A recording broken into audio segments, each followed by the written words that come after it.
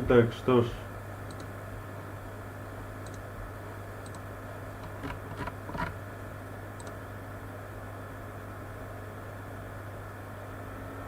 Приветствую.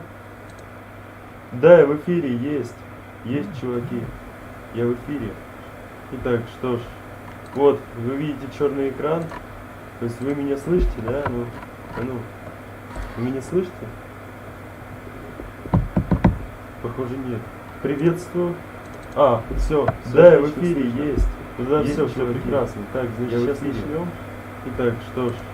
Вот, вы видите черный экран. То есть вы меня слышите, да? Нету? Так, все, я свою уже трансляцию не смотрю.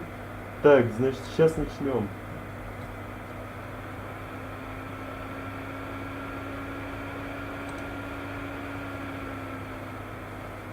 Так, значит, сейчас подврубим трансляцию. Deploys a series of 5 bright orange helium-filled bags on the top of the capsule that will either flip Orion right side up or keep it right side up in its stable 1 position. Those 5 bags are packed in hard containers and installed atop the capsule inside the structural gussets between the parachutes and other equipment. They're inflated with helium gas that is stored in pressure vessels located close by the bags. Each bag has its own independent inflation system.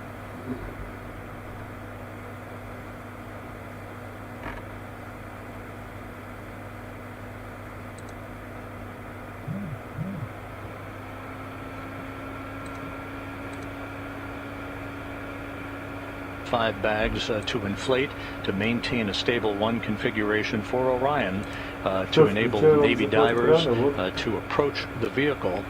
One of the first things that they'll be looking for is any leakage of toxic gas or toxic fuel from the vehicle. Assuming there is no such leak and that Orion appears to be in good shape, then they'll begin the methodical process of approaching the vehicle with other personnel and other Navy assets in order to begin the securing of Orion on the ocean for its towing back into the well deck of the USS Portland.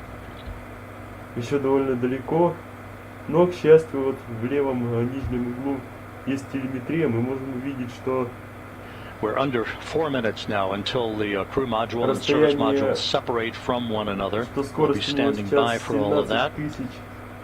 You can see in this telemetry-driven animation that Orion is currently traveling just under 17,000 miles an hour. Just under 4,000 miles away from Earth, and a hefty 254,000 miles from the Moon, which of course was its target, in distant retrograde orbit, flying around the Moon for its outbound powered flyby at the beginning of the mission to move to a distance of some 268,000 miles away from Earth, farther than any human-rated spacecraft designed to return to Earth had ever been designed to do, surpassing the distance record established 52 years ago during the Apollo 13 mission. Справа виден отсчет до приводнения. До приводнения остается 42 минуты.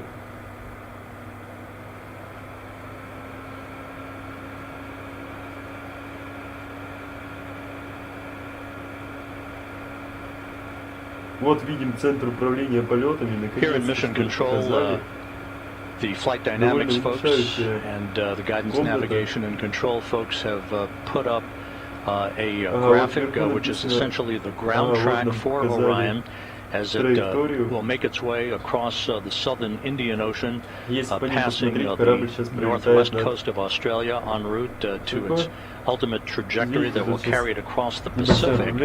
It will be moving from south to north across the Pacific Ocean to the splashdown zone, almost a direct straight line towards the point of splashdown, which will be west of Baja California. Now just under 2 minutes until crew module, service module separation.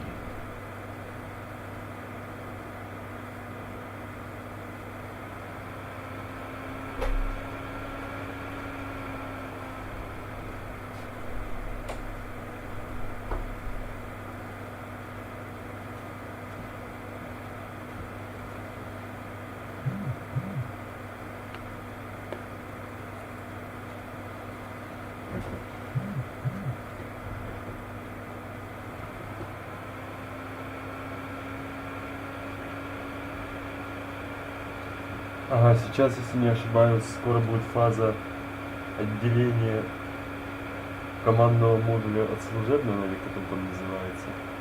После чего вход в Now just атмосферу, 1 minute away приводнение from и, crew module, собственно, service module separation. We'll be standing by for confirmation of that эвакуация from капсулы, the если это можно так назвать. mechanical systems officer here at Mission Control.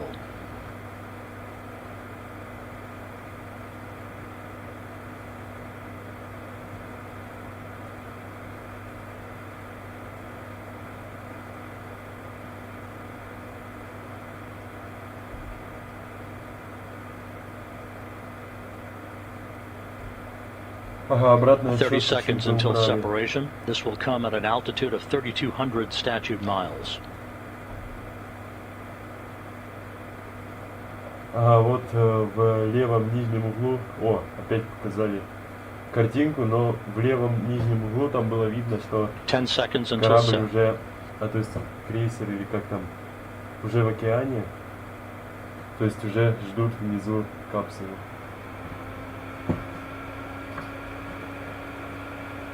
Вот сейчас видно то, что We have confirmation of separation. Orion корабле flying on its зажегся own. свет, то есть он сейчас на темной стороне Земли. Again, the separation Ага, occurred вот right происходит on time разворот капсулы. at 11 a.m. and 11 seconds Central Time, with Orion 3,200 statute miles away from Earth. Капсулы для экипажа, Service которые сверху module, находятся, The ну, там European сейчас service экипаж module has done its job. от европейского служебного модуля, который внизу находится. Вот. Вот слева мы можем видеть, я так понимаю, запись с поискового вертолета.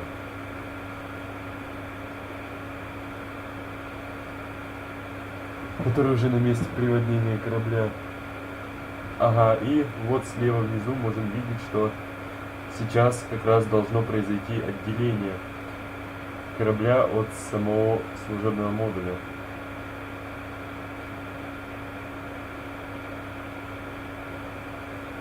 И корабль пролетит какое-то время сам, то есть без питания от солнечных панелей и без управления. So with Orion flying on its own, we're about 18.5 minutes away now from the point of entry interface, where Orion will be put through its paces. This is where the heat shield will begin to feel the effects of peak heating of 5,000 degrees Fahrenheit on the heat shield, and the beginning of 2 blackout periods where the plasma around the vehicle will build up such that it will block data and communications between mission control and the spacecraft itself.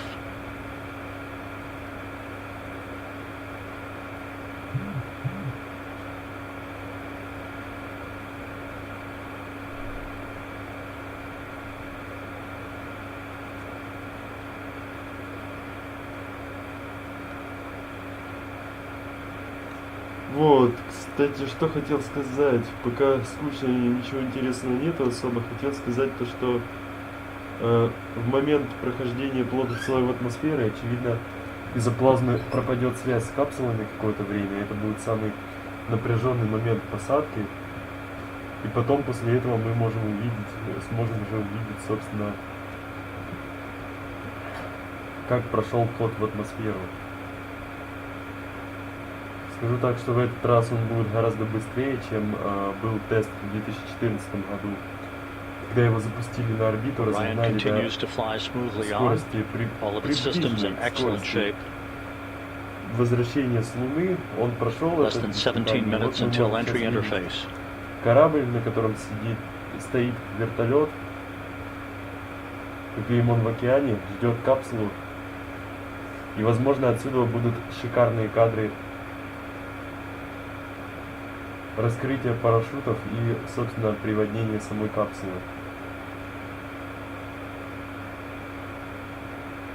Вот сейчас мы можем видеть команду спасательную команду, которая подплывет к капсуле после приводнения. And the crew module raise burn that we thought was not going to be needed is being conducted.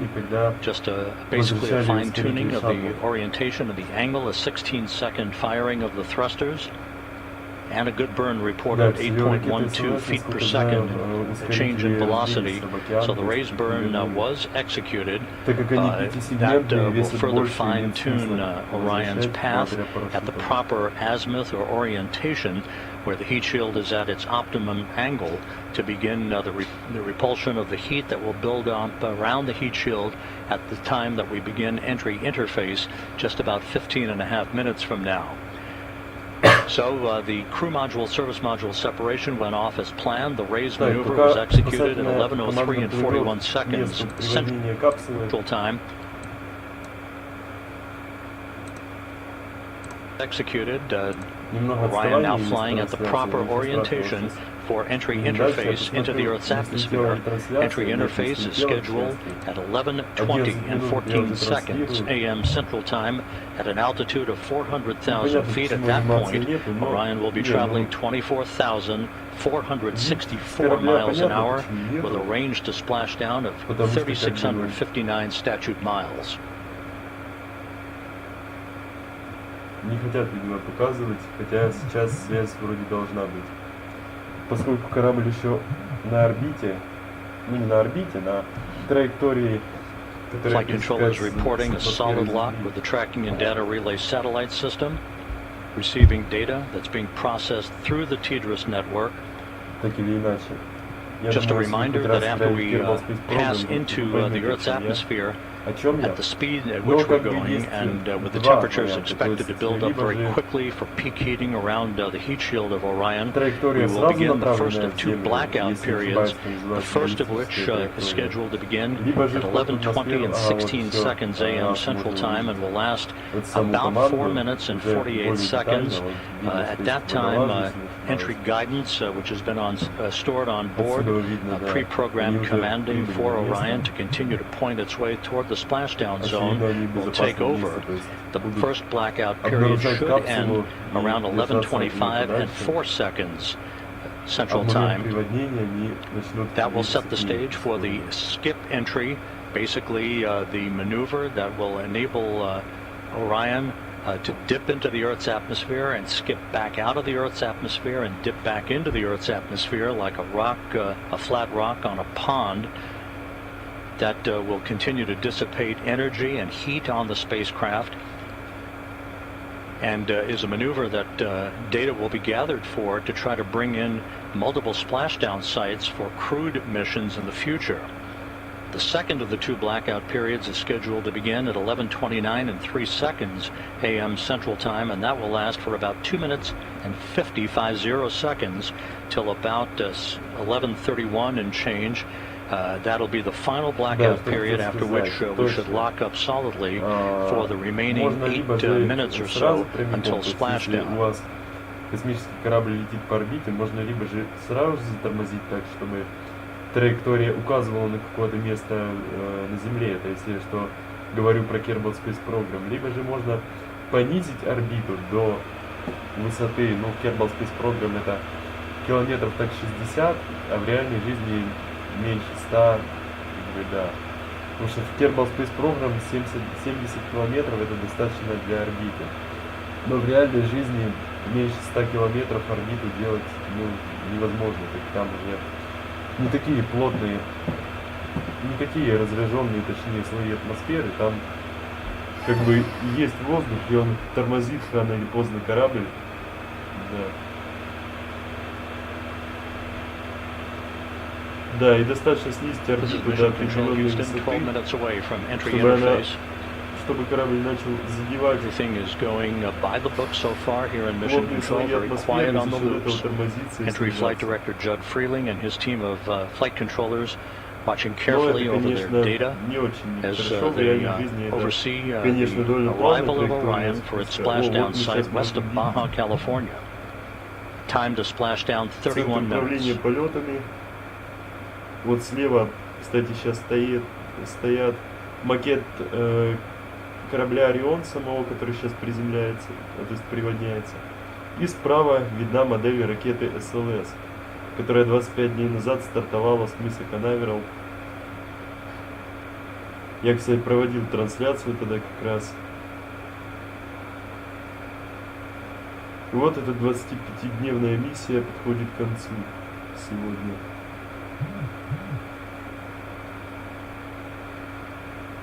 Так вот, расскажу уже до конца, то что если сделать траекторию слишком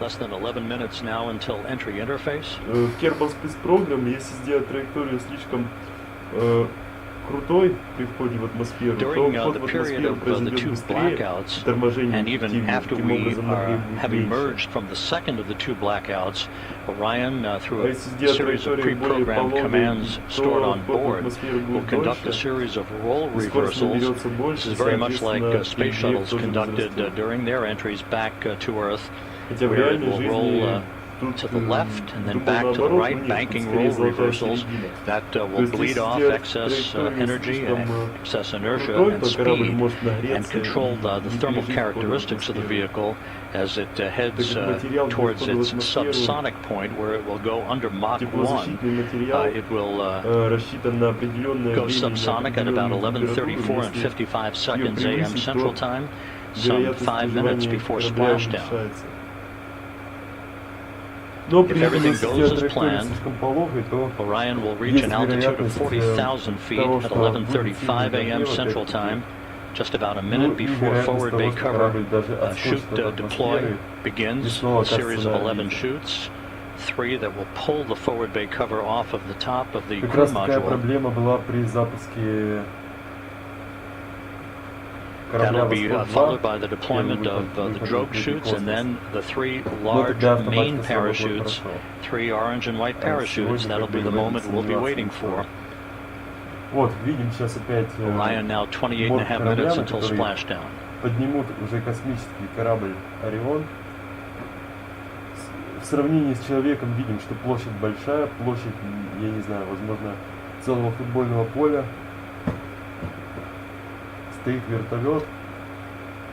Интересно будет посмотреть, как, собственно, корабль будут погружать на этот крейсер, авианосец, я не знаю, что это, но похоже на эту баржу, можно сказать. Хотя баржа на самом деле у SpaceX посадочная.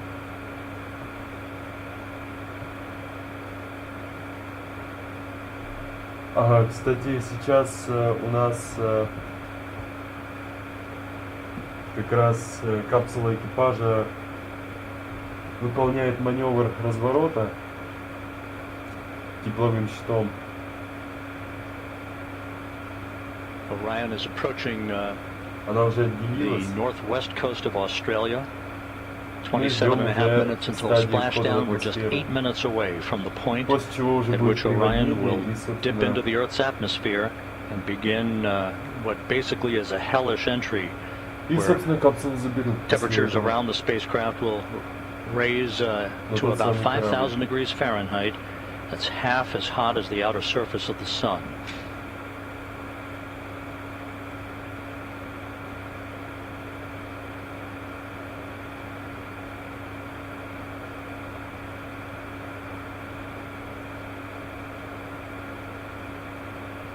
And correction, Orion is actually traveling over the South Pacific at the moment, moving from south to north.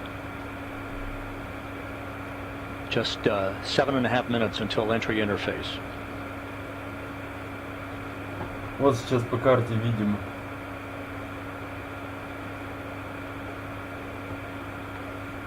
здесь, если не ошибаюсь, даже есть точка предполагаемой посадки, то есть предполагаемого приводнения.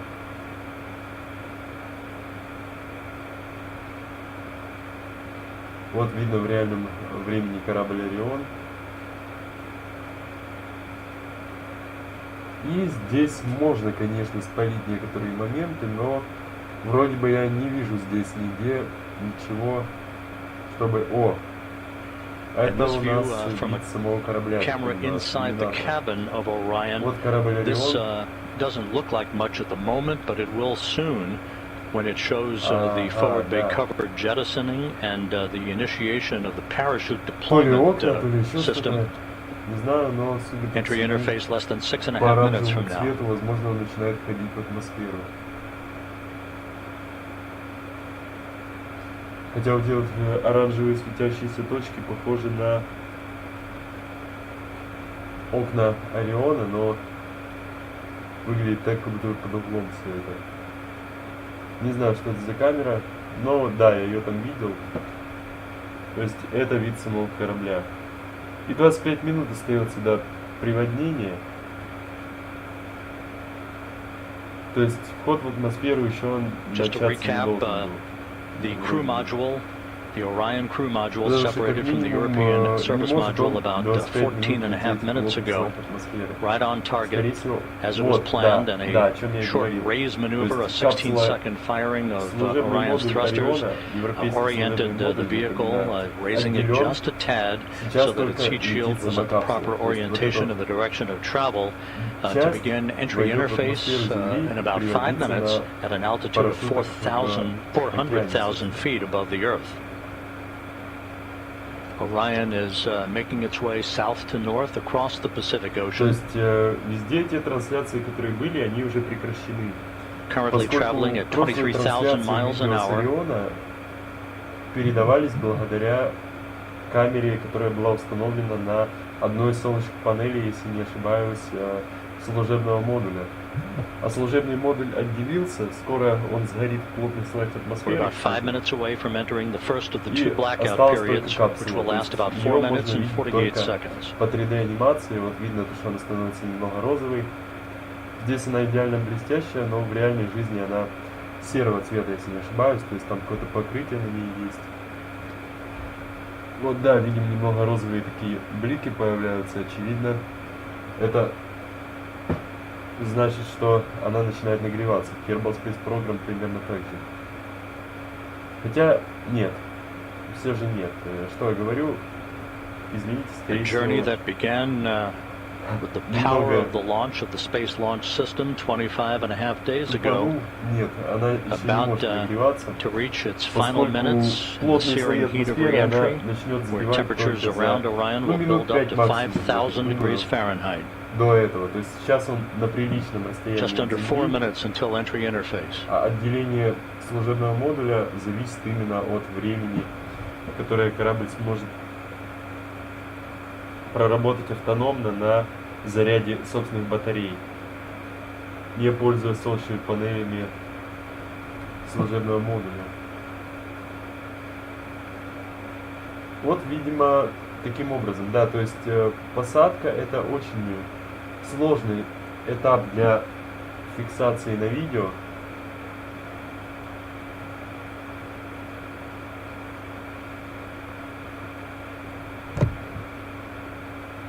Once Кстати, again, сейчас звук немного уменьшу. Да, вообще я выключу звук здесь.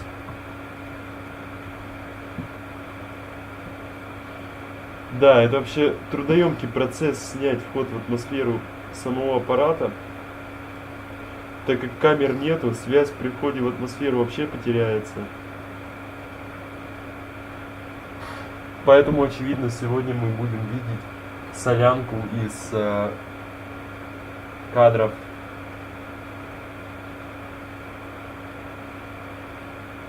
то с корабля, то с этого. Ну вот, сейчас с космического корабля видим кадры. Это, я так понимаю, один из иллюминаторов, хотя у Ориона не иллюминаторы, а окна. Вот справа можем видеть, что скорость увеличивается, Земля приближается. Все прямо как в Kerbal Space Program. И 215 миль высота, 209, 207, 206, 205, 204, 203, 202, 201, 200. Все, значит, высота падает очень стремительно. Как видим, Орион, он уже направленно двигается к месту приводнения.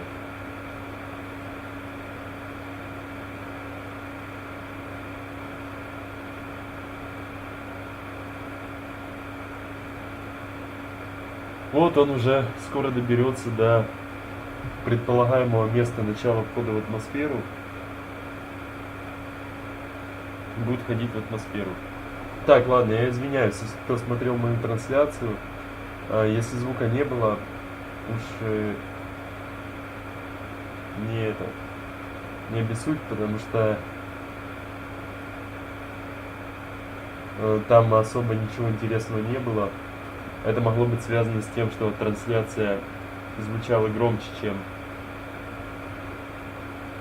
чем мой голос из-за микрофона, потому что он далеко довольно. Но при этом, да. Но я думаю, все же все было слышно, так что да. Вот, маневр, я так понимаю, завершен. То есть капсула уже летит в том положении, в котором она будет входить в атмосферу, и дальше управление капсулой будет заниматься только аэродинамика. Собственно, капсула уже будет лететь только благодаря аэродинамике.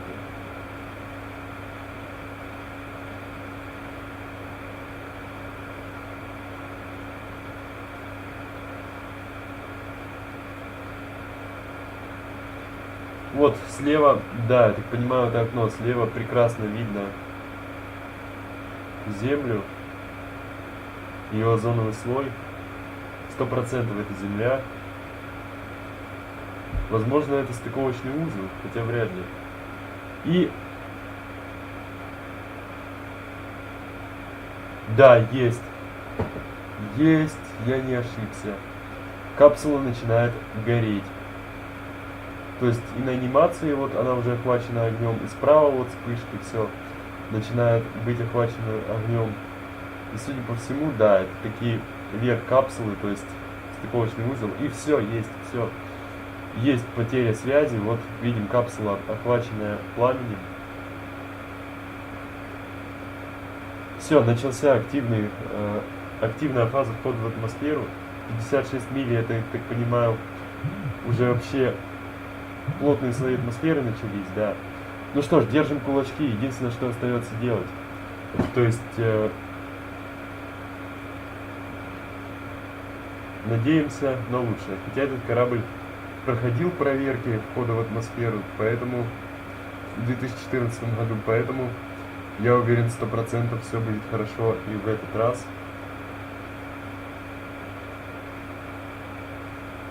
Вот, как видим, Земля становится ближе. И 43 мили высота. Как видим, падение почти что на нейтрале. То есть сейчас, видимо, момент максимального торможения корабля, когда он тормозится. Нет, не тормозится, как раз таки летит с одинаковой скоростью. Скорость как бы падает.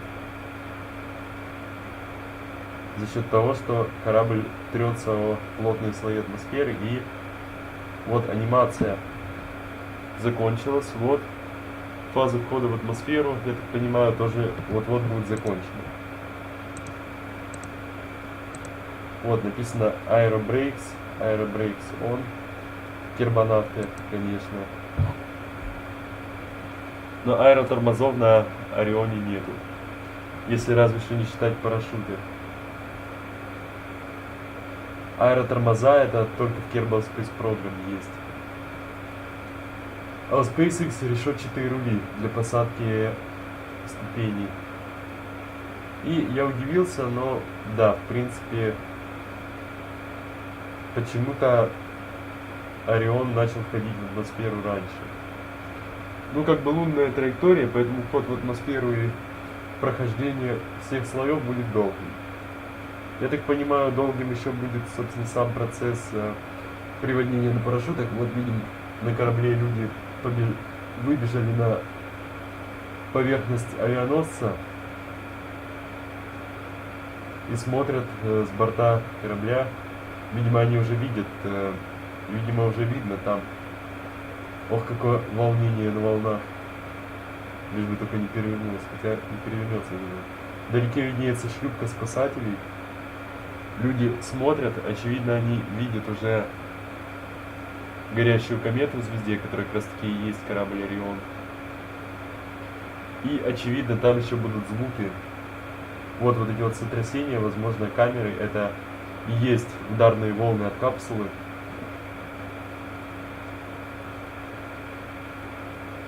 Да, очевидно, если люди начали выходить в край, то они уже вот-вот увидят капсулу или уже ее видят.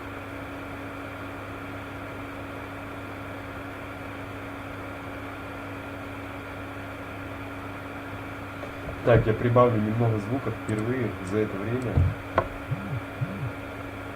When we emerge from this first blackout period, we'll be at an altitude of 274,000 feet, traveling just under 17,000 miles an hour with a range to splashdown of 2,000 statute miles.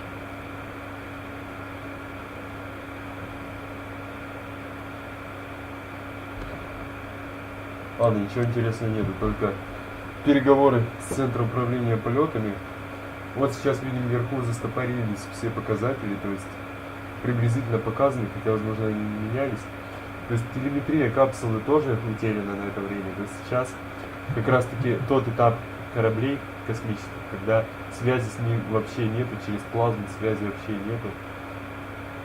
Поэтому остается полагаться только на прочность теплового щита, на надежность корабля и просто на удачу. Вот сейчас видим, что на месте приводнения отличная погода, солнце вон вышло. У нас сейчас вечер. Из Украины, если что, а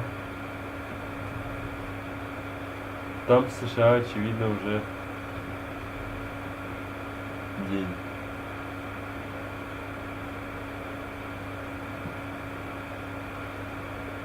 Поэтому да, старт был ночным, а приводнение дневное. Хотелось бы, чтобы наоборот, но в принципе ночной старт ракеты СЛС тоже довольно красиво. Я когда писал трансляцию, сам немного обалдел от того, что это, пожалуй, самый красивый запуск за все последние времена. Как я его себе представлял, так он в принципе и прошел. Вот сейчас справа видим что-то из Kerbal Space Program похожее. Вот. И снова пытаются дать связь с Орионом, но еще нету. И вот есть связь немного.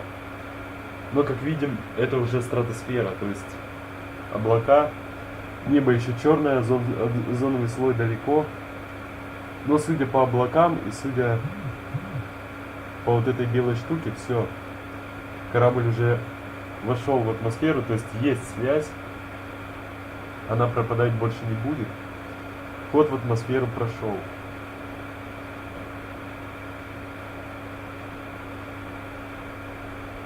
Теперь корабль будет долгое время лететь в плотных слоях атмосферы. А, нет, все-таки нет. Я не знаю, зачем мне тогда показали. Ну, видимо, какой-то момент плазмы было меньше. Хотя слева вот сейчас мы можем видеть, что прекрасно вот внизу, не с краю слева, а просто слева можно видеть, что связь с иллюминатором, с камерой из иллюминатора корабля еще не пропала. Вот.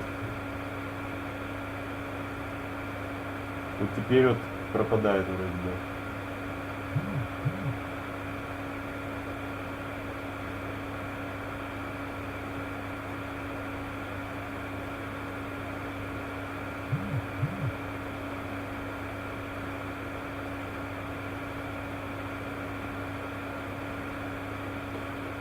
Около 14 минут остается до приводнения капсулы.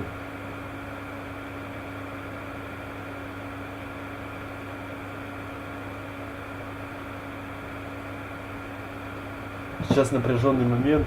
В центре управления полетами довольно-таки сильное напряжение сейчас, поскольку сейчас может произойти два стечения обстоятельств. Это либо же капсула 11 минут, либо же капсула сгорит в атмосфере и распадется на части, либо же она успешно пройдет плотные слои атмосферы и приводнится. Дальше, конечно, еще должны сработать парашюты, что тоже довольно ответственный этап. Но надеемся и чувствую я все же, что второй вариант более вероятен, поскольку корабль уже проходил много испытаний и довольно-таки надежный. Сейчас видим слева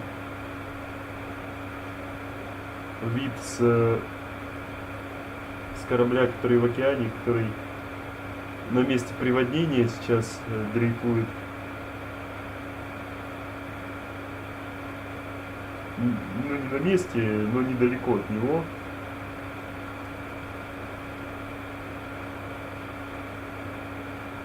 Вот, то есть, на ноутбуке, что справа, на правом столу, самым первым, с левой стороны, можем видеть не очень разборчатую картинку. Не знаю, что это, но предположу, что, возможно, это либо заставка какая-то, либо же схема, скорее всего, схема траектории корабля. Впереди сейчас можно разглядеть карту, которая двигается, но сам корабль нельзя разглядеть. Вот справа видна сама капсула, я так понимаю, на правом экране, центр управления полетами. И 9 минут до приводнения остается. До конца миссии Артемида-1.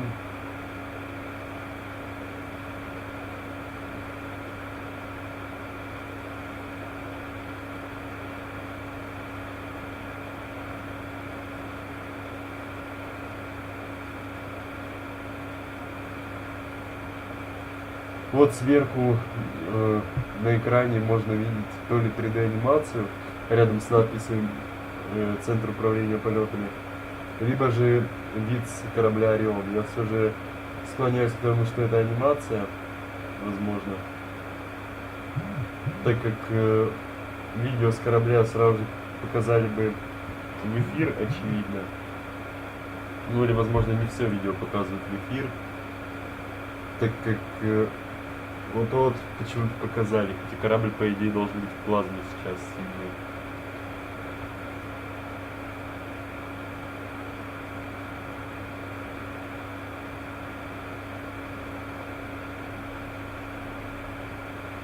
Да и Земля выглядит не так, как на том видео, и не двигается.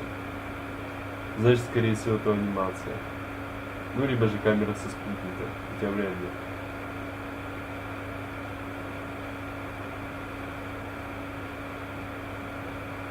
То есть вид со спутника.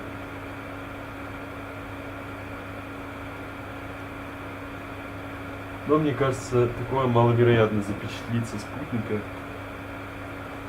Хотя, может, и возможно. 8 минут остается, это 4,4 минуты. И вот сейчас мы видим вид с камеры, установленной на крейсере внизу. И здесь, я так понимаю, должен появиться сначала след, потом он будет увеличиваться, и в итоге мы увидим капсулу. Очень красивые кадры будут, особенно раскрытие парашютов, так как опять-таки приводнение происходит днем.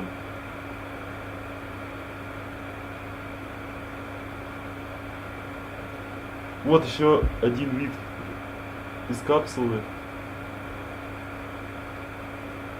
Плазма идет дальше.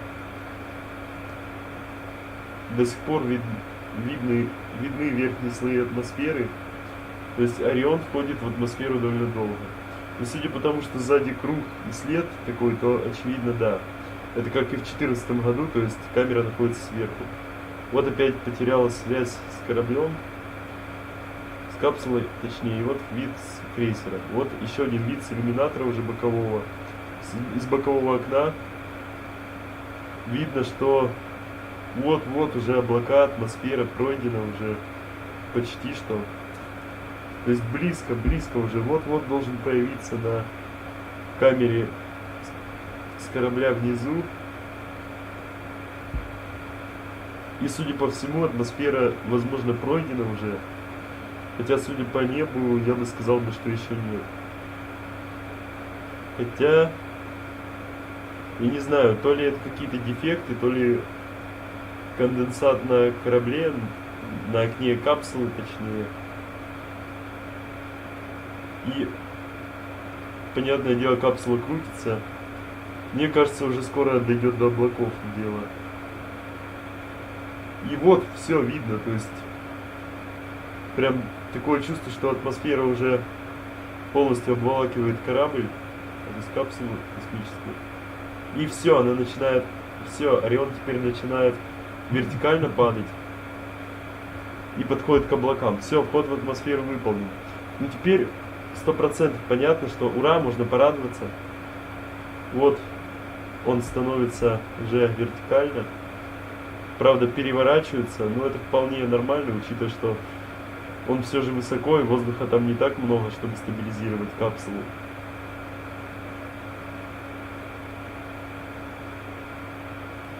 Вот видим, солнце довольно яркое. Высота, так понимаю, километров так больше 40-100%.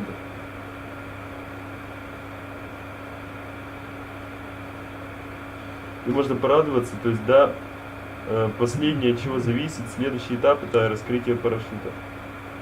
Оно произойдет ниже. Это событие великое. И, видимо, все. Кстати, да, характерный этап, когда корабль уже, собственно, приближается к Земле, а точнее к воде, ну да, к поверхности воды, это когда, то есть, аэродинамика на него подействовала, теперь мы видим только вверх. То есть камера направлена вверх. Бок мы уже не видим, так как аэродинамическая формула капсулы позволяет ей опускаться только строго вертикально. Для более безопасного раскрытия парашютов и уменьшения перегрузок при раскрытии парашюта, ну и, собственно, уменьшение вероятности запутывания парашютов, разрывания строп, чего-то подобного. И 4 минуты остается до приводнения, так что я чувствую, что расчетно вот сейчас вот-вот уже будет раскрытие парашютов. Сначала откроются тормозные парашюты. Возможно, даже вытяжные будут парашюты, как и в космическом корабле «Союз». После чего будут тормозные и уже после этого основные купола. У SpaceX Crew Dragon их 4, а у Ориона 3, по-моему, как и у Аполлона. И вот, сейчас видим, пыль полетела, и вот эти вот два одуванчика вверху, это тормозные парашюты. То есть, все, механизм раскрытия парашютов начался. Вот видим, парашюты наполняются воздухом. При этом капсула сейчас наклоняется одной из своих кромок в сторону океана. И эти парашюты должны снизить скорость для безопасного раскрытия основных 3 куполов, как это было и на космическом корабле «Аполлон».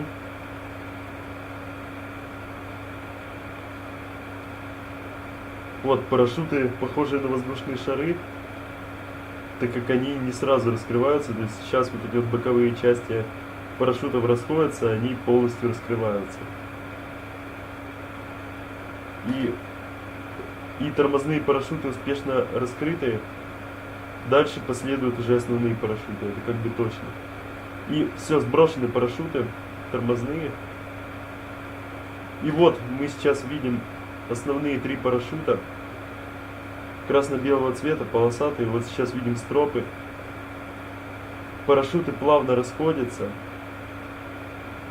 И они раскрываются по-разному. И да, есть. Парашюты раскрыты. Стропы беспорядочно болтаются, но все 3 парашюта одинаково раскрыты. Вот они сжимаются немного. И все, это случилось. Теперь Орион, вот, раскрытие произошло. Теперь Орион будет спускаться уже с меньшей скоростью. Нет, мне, конечно, не нравится отпружинивание парашютов друг от друга. Как будто бы проблема со стропами. Не может же такого быть у космической техники. Но я так чувствую, что это в пределах допустимого. Но единственное мы знаем точно. Орион уже 100% в безопасности. Поскольку, ну, отсюда чувствуется уже, что парашюты его максимально замедлили. Вот уже видим поверхность справа, то есть он уже невысоко. С правого верхнего края видим уже горизонт, туман, то есть сейчас он проходит облака. И вот вид с другого места, вид с крейсера, с корабля, собственно, самого. Все, капсула мирно опускается на 3 больших парашютах. Осталось только дождаться касания воды.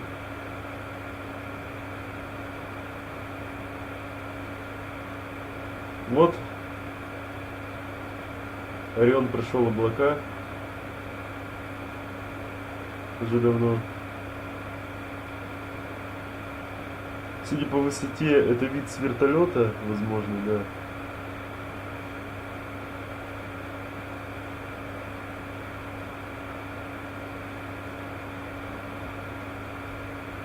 Ну, уже можно сказать, ура, он вернулся.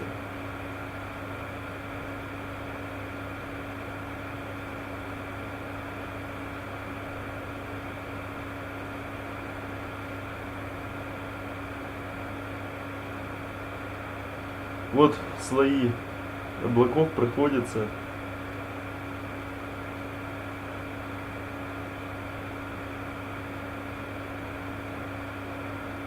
Парашюты идеально раскрыты, равномерно.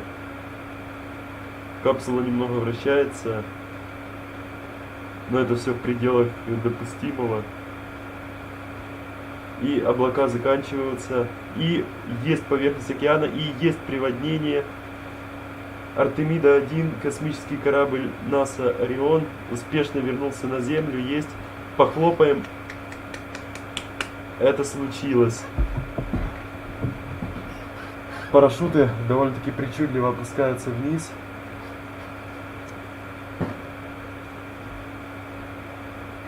Правый парашют, левый еще опускаются, и все, капсула на воде. Сейчас должны быть развернуты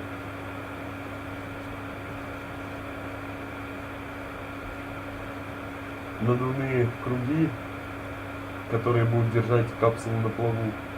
Вот, если не ошибаюсь, они уже развернуты. И все. Орион приводнится. Похлопаем 5 пикет. Есть! Он вернулся.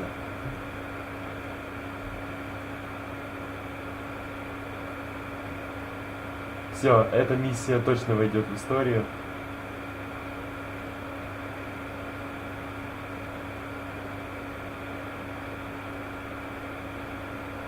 В кадре прям как флешбеки из 2014 года, то есть корабль такого же черного цвета, вот это вот именно капсула.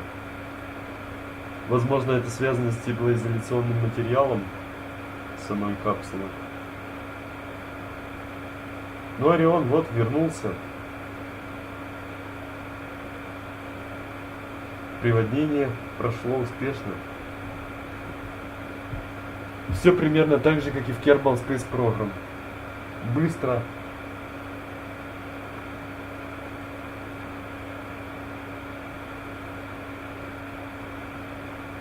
И довольно-таки интересно смотреть все это.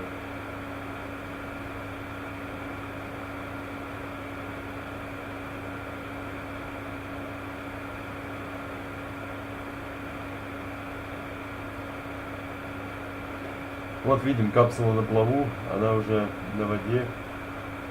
Сейчас ее погрузят на то самое судно. То есть сейчас мы, наверное, ждем прибытия сначала спасательной шлюпки к капсуле, после чего капсулу отбуксируют к кораблю, тому крейсеру, загрузят или в специальный трюм, либо же при помощи вертолета поместят на вот эту верхнюю часть,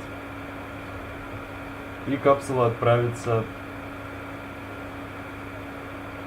в исторический путь к суше.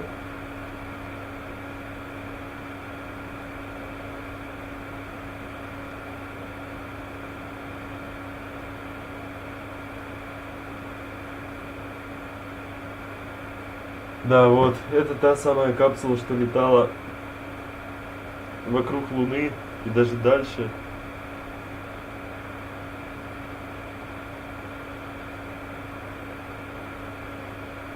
которая была за Луной на максимальном расстоянии от Земли для пилотируемых космических кораблей. Вот она сейчас успешно приводилась. И вот, все. Сейчас время 25 дней. Орион сейчас в нуле миль от Земли. То есть на поверхности Земли, на поверхности моря. Приблизительно 253 и 200 миль от Луны. И двигается с приблизительной скоростью 0 миль в час. Но на самом деле у него есть скорость благодаря течению. Возможно, благодаря ветру. Но она уже точно не сравнится со скоростями, которые он развивал в космосе и при входе в атмосферу.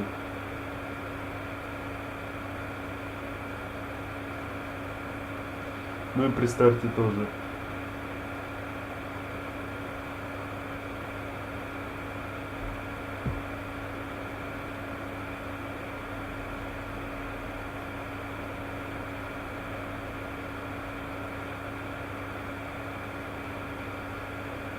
Вот вид с этого самого корабля. Ждем прибытия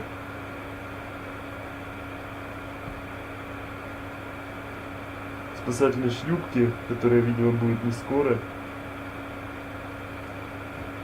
Хотя я так чувствую, они уже вот-вот должны подплыть. И да, справа видим, с довольно большой скоростью подплывает лодка и переплывает капсулу далеко, то есть с большой скоростью прям проносится. С первого раза, видимо, они не подплыли, решили так на скорости проплыть рядом.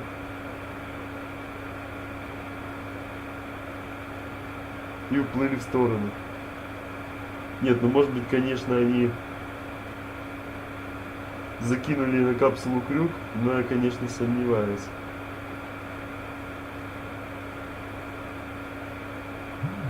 Что там есть такие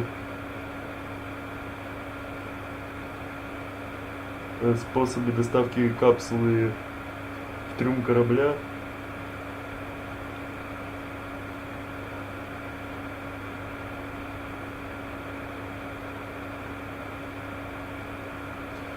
Так что, очевидно, сейчас шлюпка развернется и подплывет ближе.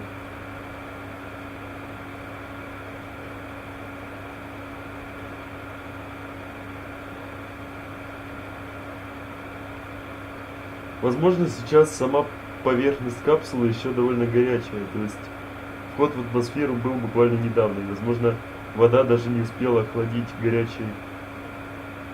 горячие теплозащитные плиты, которые защищали Орион от плазмы при входе в атмосферу. И вот, только что в левом верхнем углу, если не ошибаюсь, был виден вертолет. То есть сейчас, видимо, мы будем наблюдать вылавливание капсулы из океана посредством вертолета. Довольно необычная тактика. Вот вертолет. Видимо, решили не с помощью шлюпок, а с помощью вертолета подобраться к капсуле самой.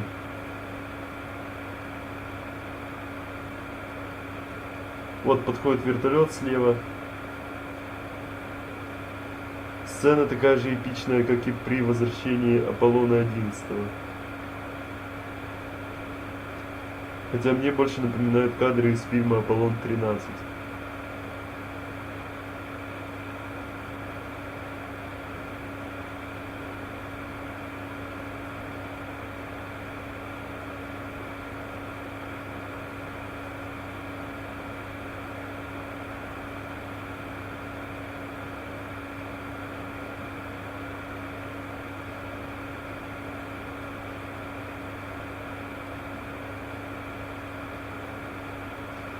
Вот вертолет пролетел, видимо, оценил состояние капсулы и вернулся назад. А, нет, вот еще пролетает.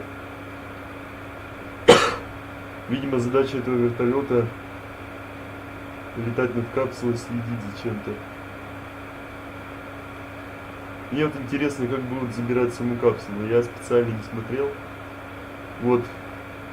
Это, видимо, снимают. Какие-то посторонние объекты проходят. К сожалению, не видно сейчас. Связь почему-то потерялась. Это, видимо, любительская съемка. Вот опять переключен вид на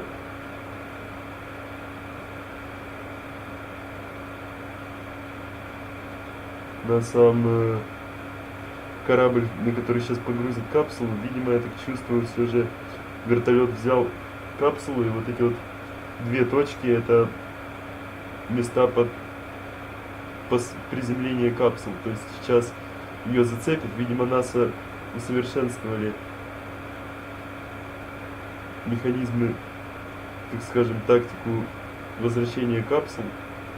Непонятно, зачем там две точки. Видимо, если рассматривается возвращение одновременно двух капсул с астронавтами при полетах на Марс, допустим.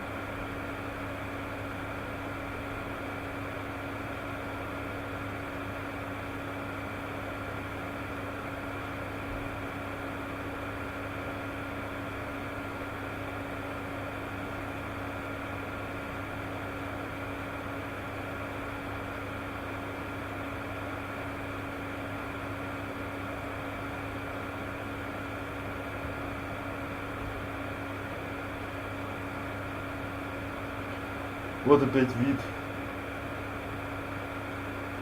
на капсулу. Шлюпка отплывает в сторону. Подлетает вертолет слева опять. И вот уже справа видна еще одна шлюпка. Она подплывает уже... Нет, она тоже проплывает рядом. Видимо, это шлюпки сопровождения.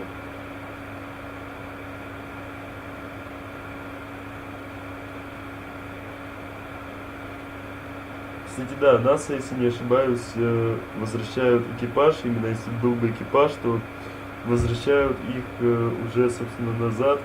Именно когда капсула находится на поверхности судна. Поскольку после длительного полета в космосе при микрогравитации человеческий организм теряет возможность нормально функционировать в условиях гравитации. И вот вид с основного крейсера. Вертолет еще летит справа. Видимо, скорее всего, да. Скорее всего, это шлюпки сопровождения. Они, видимо, отрабатывают тактику спасения экипажа после возвращения с Луны или Марса.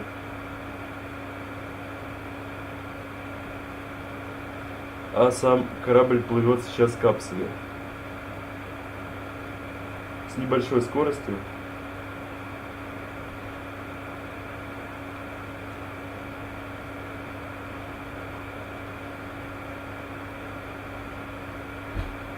Что ж, сейчас ничего интересного нету, по крайней мере, я так уже знаю, как, скорее всего, будут возвращать назад Орион.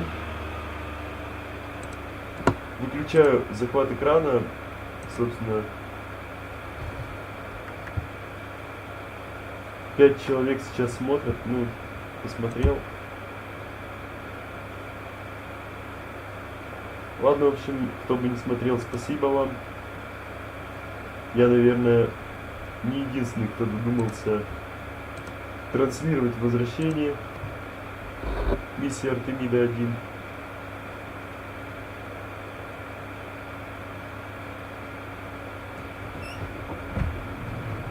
Ну что ж, теперь можно ждать возвращения, то есть приближения основного корабля к капсуле для последующего загружения на борт.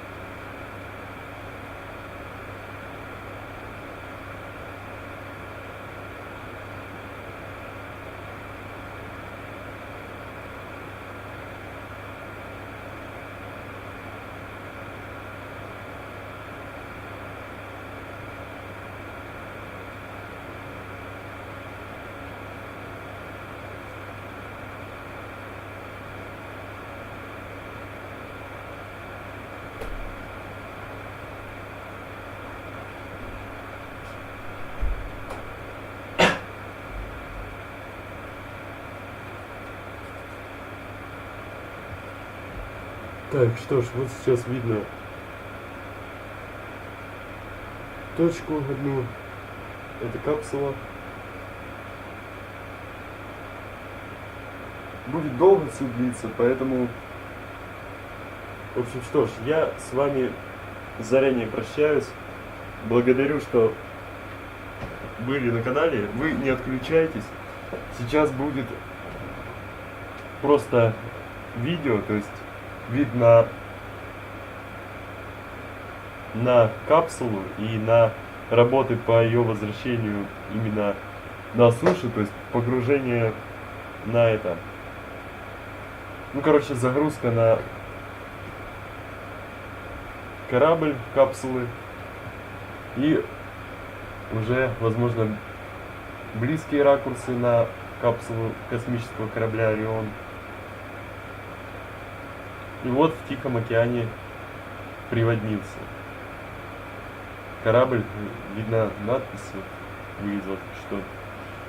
В общем, да, вы сейчас будете смотреть трансляцию просто без моего голоса, я, возможно, вернусь, у меня небольшие дела, но вы, пожалуйста, не отключайтесь, смотрите, в общем. Но на всякий случай с вами прощаюсь, если я приду и трансляция уже, ну как бы не трансляция закончится, а трансляция, которую мы сейчас смотрим, подойдет к концу, то есть официальная трансляция НАСА. В общем, я очень благодарю то, что все это время были на моем канале. Да, я, конечно, не стримил в прямом эфире полет, но благодарю всех, кто посмотрел запуск, благодарю всех, кто посмотрел вход в атмосферу приводнения, благодарю всех, кто ждал этого события, этого дня, когда будет возвращение, всех, кто подписался на мой канал, заинтересовался им. Я очень рад, что вам тоже нравится тема космоса. В моем канале она будет развиваться дальше. Будут самодельные и ракеты, и ракетные двигатели. И, конечно же, любимые стримы в Kerbal Space Program, трансляции запусков. Ну и я буду заниматься еще очень-очень многими вещами на канале. Поэтому подписывайтесь, кто еще не подписан, ставьте лайк. Вот сейчас как раз видно вот справа немного вот, уже посередине, можно сказать, над капсулой зависает вертолет, то есть сейчас ее уже подцепят. Вот, да. Судя по тому, как он над ней завис, да. Судя по всему, сейчас ее прямо-таки возьмут на трос и потащат прямо-таки над поверхностью океана. Хотя, вроде бы и нет. Но операция по спасению уже идет полным ходом. В общем, ладно, благодарю всех, что были со мной. Подписывайтесь на канал, ставьте лайки на трансляцию, на другие видео. Всем удачи. Будьте на моем канале.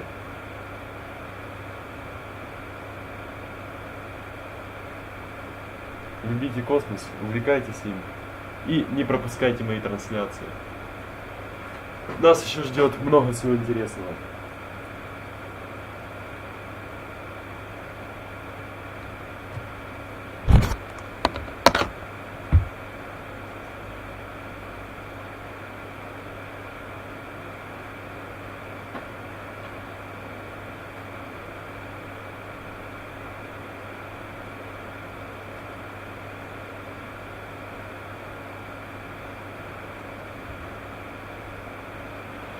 Я сейчас пущу официальный звук. То есть, забыл вам сказать, да, я сейчас пущу официальный звук именно НАСА, официальную трансляцию. Поскольку я ухожу, моего голоса не будет, слушайте его. Здесь вот удачные положительные комменты, типа, да, ура, все вернулось. В общем, все, пошел.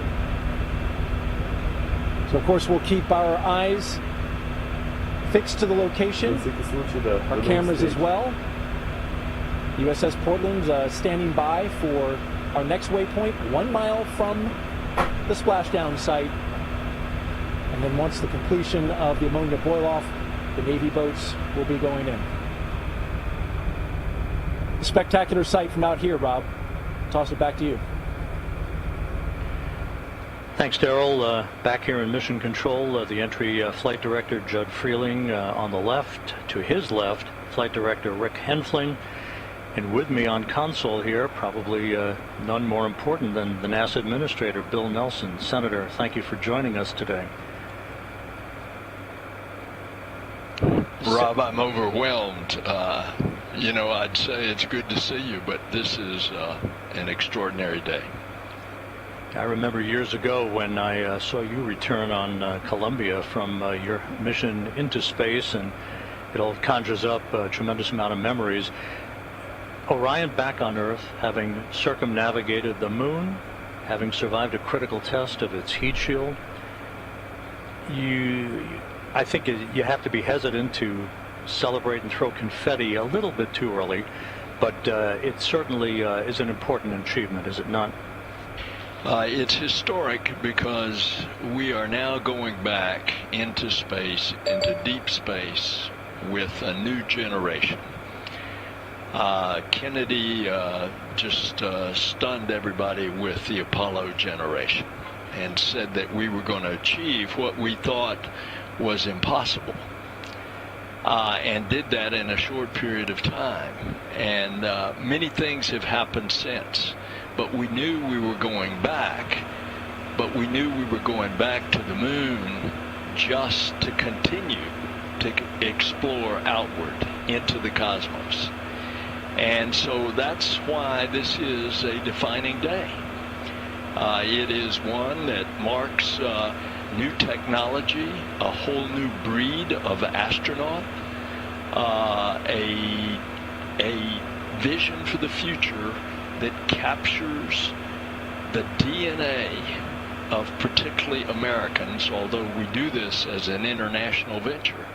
And that DNA is, we are adventurers, we are explorers, we always have a frontier, and that frontier is now to continue exploring the heavens.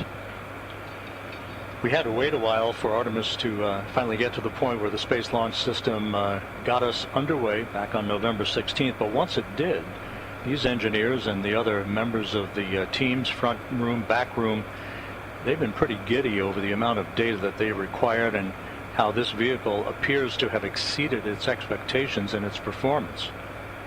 The whole vehicle, the rocket, the European participation in the support module, the spacecraft itself, Orion, performing so well that they added a lot of tests.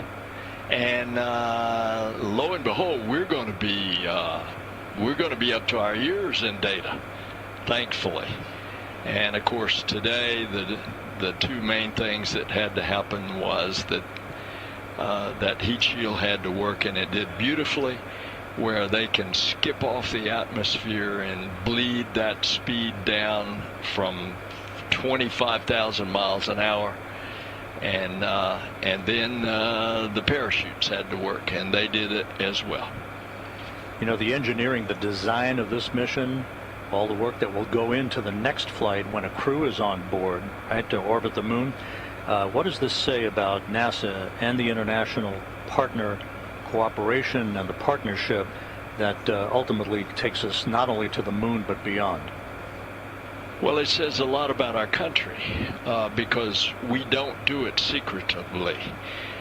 We do it openly, and we do it with our friends, and we invite all peoples of the earth.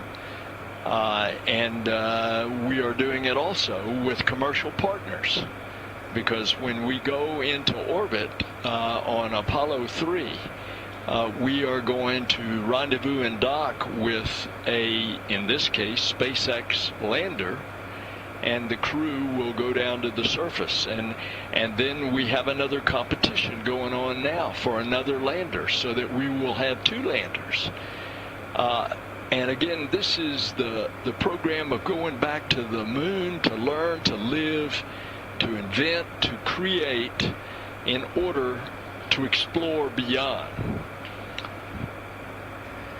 50 years ago today, Gene Cernan, Jack Schmitt landed their lunar module Challenger on Taurus Littrow, the final lunar landing. It only seems fitting half a century later to the day. Orion back home. And what a fitting opportunity that I had last night to sit with Jack Schmidt at the astronaut dinner and to talk to him about those experiences. 50 years, it's a long time, but look what we have done in the meantime. The space shuttle, we built the International Space Station, we brought in commercial partners. We now go to and from regularly the International Space Station with cargo and crew. And here we go. We've got scouts going to the moon that are commercial scouts that land, that take NASA instruments and scientific instruments in preparing us for the landings of our astronauts.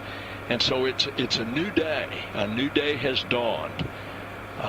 An Artemis generation is taking us there.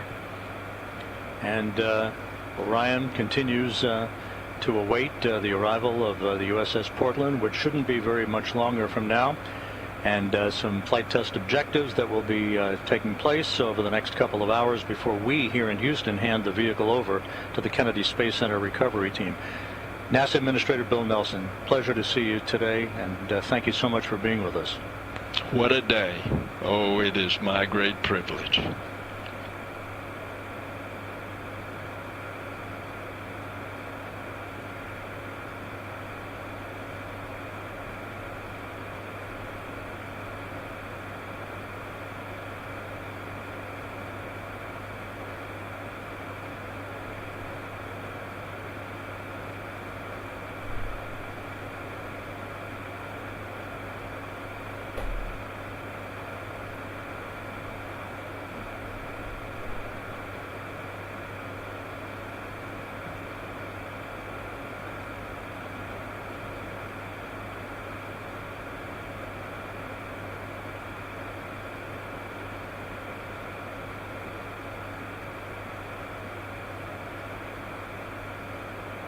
This is Mission Control Houston, 26 minutes after the return of Orion from its circumnavigation of the moon and a splashdown in the Pacific, a bullseye splashdown, just about 5 nautical miles away from the USS Portland, as had been planned.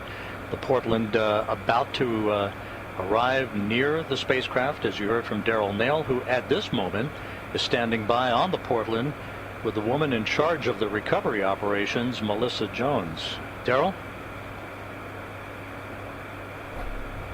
Thank you, Rob. That's right. Melissa Jones, the recovery director, just came from outside the ship's control center where she was monitoring and, of course, managing her team in the midst of this recovery. So, Melissa, thank you for being here. Thank you for having me. This is an exciting day. What a day it is, right? We just had splashdown, and I want to ask you, first of all, operationally, where do we stand and what do we have to go? So we had a picture-perfect splashdown, and at this time we're gathering data. With the CM powered up, we'll get some flight test objective data on thermal conditioning, and we're doing some signal data with the tri-beam beacons, making sure that we can see the beacons on the capsules and on the astronaut suits to prepare for Artemis 2. And once that is complete, the vehicle will be powered down by the Mission Control Center, and they'll hand that over officially to us here locally in the Pacific. And then we will approach the capsule and attach some lines to it and pull it into the back of the well deck. And that's a delicate mission, right? Because you will be attaching lines, and through the use of Navy boats and then also a winch inside the well deck, and Navy sailors on the lines attached to it as well. It seems like a very delicate operation, especially getting in the well deck where waves will be sloshing around. And we've got already 4 to 5 foot seas out here in the Pacific. Correct. So it is a delicate balance to try to control the capsule in the well deck with all the water that we have in there, and to softly land it on the cradle so that we can capture as much data from the heat shield as possible. Now, as the capsule was coming down, just briefly tell me your reaction at that moment that it splashed down. So when they called capture from the helicopters, it was the most amazing feeling. It's just been a long time coming. We've been working this mission for a while, and we've done a ton of training. And every time you do training with a mock-up capsule, you don't have any of that. You don't have parachutes. You don't hear it coming back to the atmosphere, the sonic booms and all of that kind of stuff. And today that actually happened. It's just amazing. And your team, it's worth noting, has been out here a long time. From the moment of launch, you were on console, ready to support if something off-nominal happened, unusual. You were going to be able to recover that capsule wherever it was needed to recover. So you were working that and then stayed through Thanksgiving all the way to now. So it's been a long road. It has been, yeah. Several of us supported launch, and then we deployed out here about 23 days before. We're out here for Thanksgiving as a team. So we have been waiting for this and preparing for it for a while.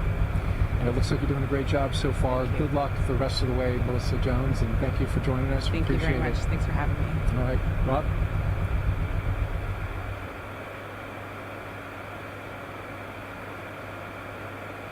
Thank you, Daryl. We'll be back to you on the USS Portland here shortly as the post-splashdown activities and the recovery operations will continue. As mentioned earlier, it will take about 2 hours from the time of splashdown until the time that Flight Director Judd Freeling and his team of entry flight controllers here will hand the vehicle over to the Exploration Ground System Recovery Team that will work over the next several hours to bring the Orion into the well deck of the USS Portland.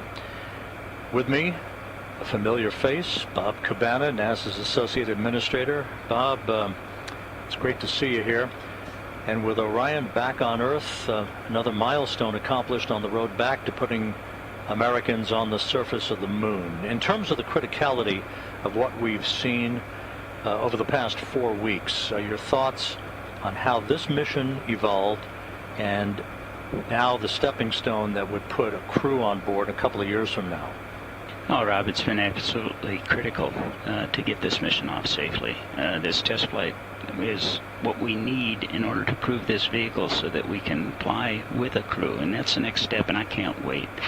You know, the launch, first off, yeah, I was on the roof of the Launch Control Center. I went up there with the administrator and deputy administrator when we came out of the T-minus 10-minute hold, and it was phenomenal. It was absolutely amazing. The rocket performed flawlessly, and I haven't been that happy in a long time after we came down off the roof.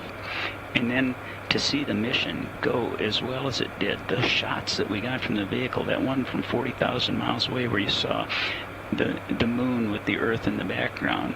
And then this morning, I mean, we've learned how to operate this vehicle. A few minor glitches along the way, but it is performed flawlessly, and we're learning how to work with it, operate it, and that's what this JSC team does. It is so great to be back here in mission control, to be with the ops team. I'm so proud of these guys. Amazing. But if you were watching this morning, I loved the video. I don't know if it was on NASA TV or not, but the moon just kept, the Earth just kept getting bigger and bigger. It was really hauling as it came in. And the preciseness with which they were able to bring it down and seeing the chutes come out, and it's just, I'm so proud of this team, the Orion team, the entire SLS, Artemis team, the folks here at JSC. It's just been amazing. I wish Gene Cernan were still alive. You know, here we are on the 50th anniversary, and Gene was such a proponent of getting us back to the moon. I wish he were alive to have seen this mission. It would have meant a lot to him. I don't want to date you, but I think 24 years ago, at this moment in time, you were building a space station, I believe, with your crew on STS-88. We had so many dramatic, jaw-dropping images during the course of this flight. What for you was the most impactful moment?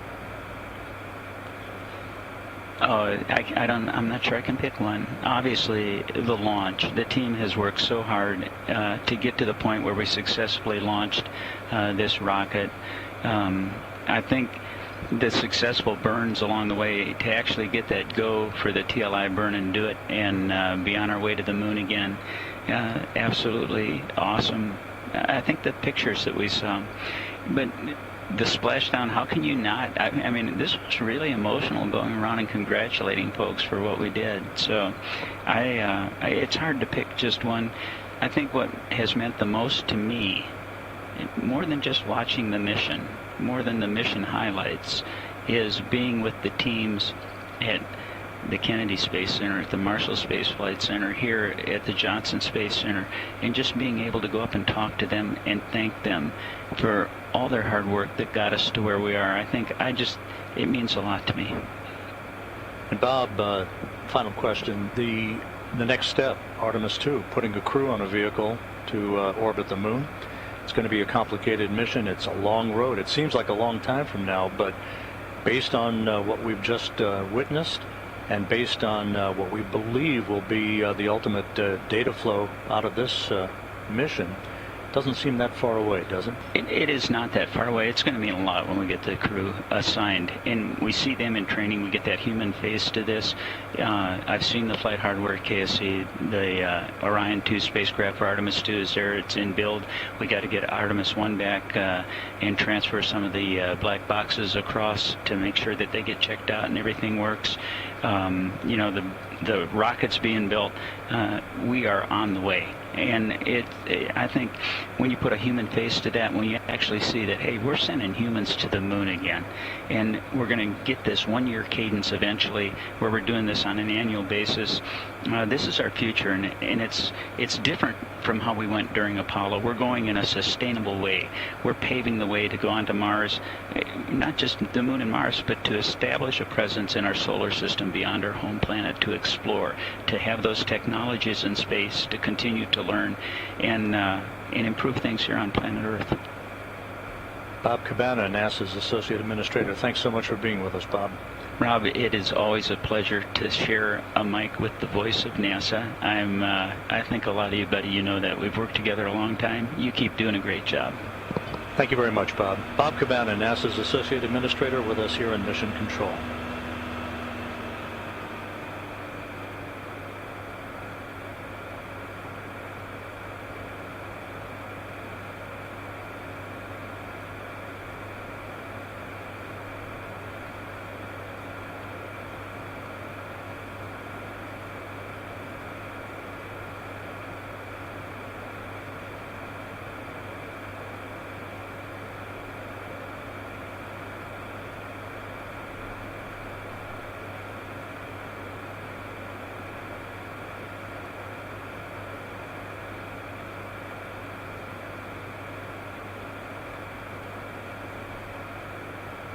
This is Mission Control Houston. About 37 minutes since Orion splashed down in the Pacific on the deck of the USS Portland, as he has been throughout the course of the morning. Daryl Nail, my colleague from the Kennedy Space Center. Daryl, how are things going out there? It looks like you're about to approach the vehicle. Yeah, we're very close to that moment, Rob, here on the USS Portland. We're just about 100 miles off the coast of Baja, Mexico. The operation, as you've heard and been commentating, it is going pretty smoothly at this point. But we are in a pre-planned waiting period as we wait for the ammonia that is inside the capsule that is used for cooling. This is boiling off at this moment into the atmosphere, and until that's complete, the boats will be on hold. Now, the Navy divers right now at this moment are outside of the 120-yard radius around the capsule. That was part of the plan. They will close within just a few feet to start detecting if there are any hazardous gases coming from the capsule. But that will only happen once our recovery director, Melissa Jones, has given them the go to close in. The ship, meanwhile, the USS Portland, is on its way to close within 2,000 yards of the capsule. As you can see it floating there. The bags fully inflated that are used to upright it. Bright orange in color at the top of the capsule. The ship will then come alongside the capsule. And once the Navy divers have gone in and made sure that the capsule is safe to approach, they will begin taking imagery, photographs, both on the top side of the water, and then also they have Navy divers prepared to go underneath the capsule and take pictures of the heat shield, the all-important component of this capsule, which is the primary objective in terms of the test and this flight test, is to make sure that that heat shield works and works well. So fresh from space, they want to make sure that they have images of it preserved as it is now before the operation begins, where they pull it into the well deck of the USS Portland. That will involve the attachment of ropes, as well as a winch line that then connects to the USS Portland. The well deck of the USS Portland will be flooded to about 6 feet, and those Navy boats will attach their lines and then pull alongside the Navy vessel, connect to a winch line, and then carefully tow it into the well deck.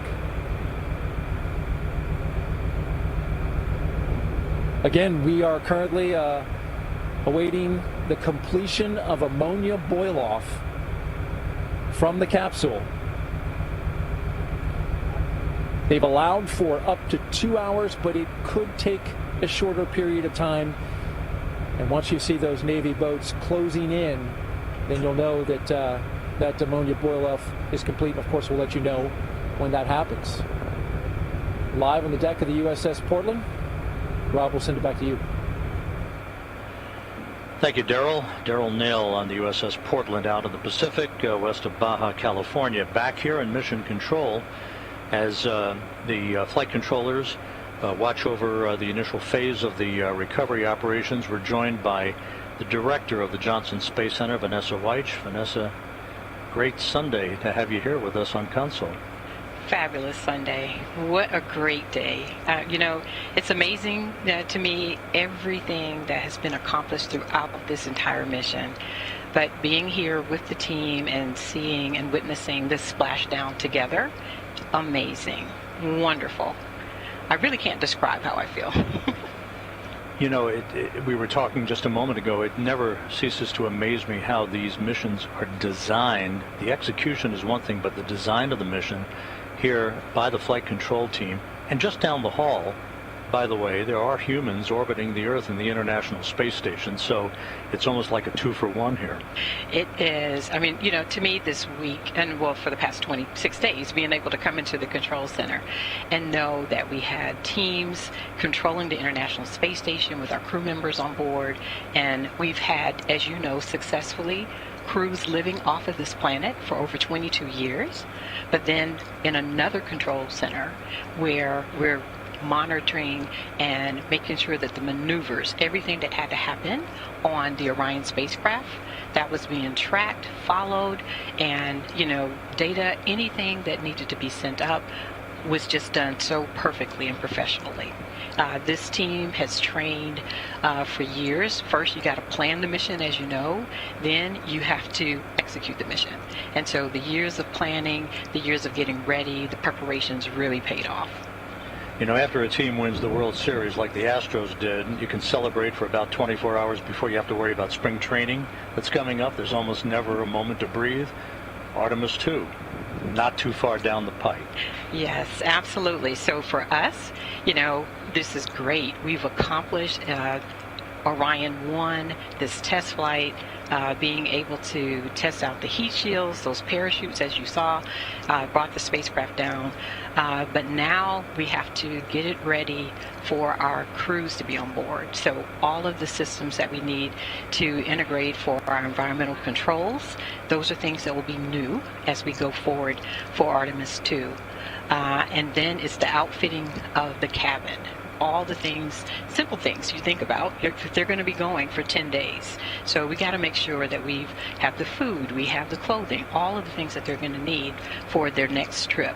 But there's a lot of additional training, there's a lot of additional planning that has to happen in order for us to be ready for Artemis 2. Thank you so much, Vanessa Weich, the director of the Johnson Space Center. What a busy time this has been. Oh, but I also, Rob, though, I want to say thank you and congratulations to all of the employees, our entire workforce here at NASA Johnson Space Center. But I also want to thank our European partners. I want to thank our industry partners. It took thousands of people to make this possible. And now the recovery that's being done by the Navy. Just want to say major thank you to the brave individuals that are out, and they're going to be bringing the Orion spacecraft in to the Portland, and then she'll be back going to Florida, and my friends in Florida are ready to receive her. We're super excited, and just want to say thank you to everyone that has made this possible. Thank you so much, Vanessa Weich, director of the Johnson Space Center. Time to celebrate just a little bit before we catch our breath and press on. Yes, time to celebrate. Then we got to get ready for Artemis 2. Vanessa Weich, thank you so much.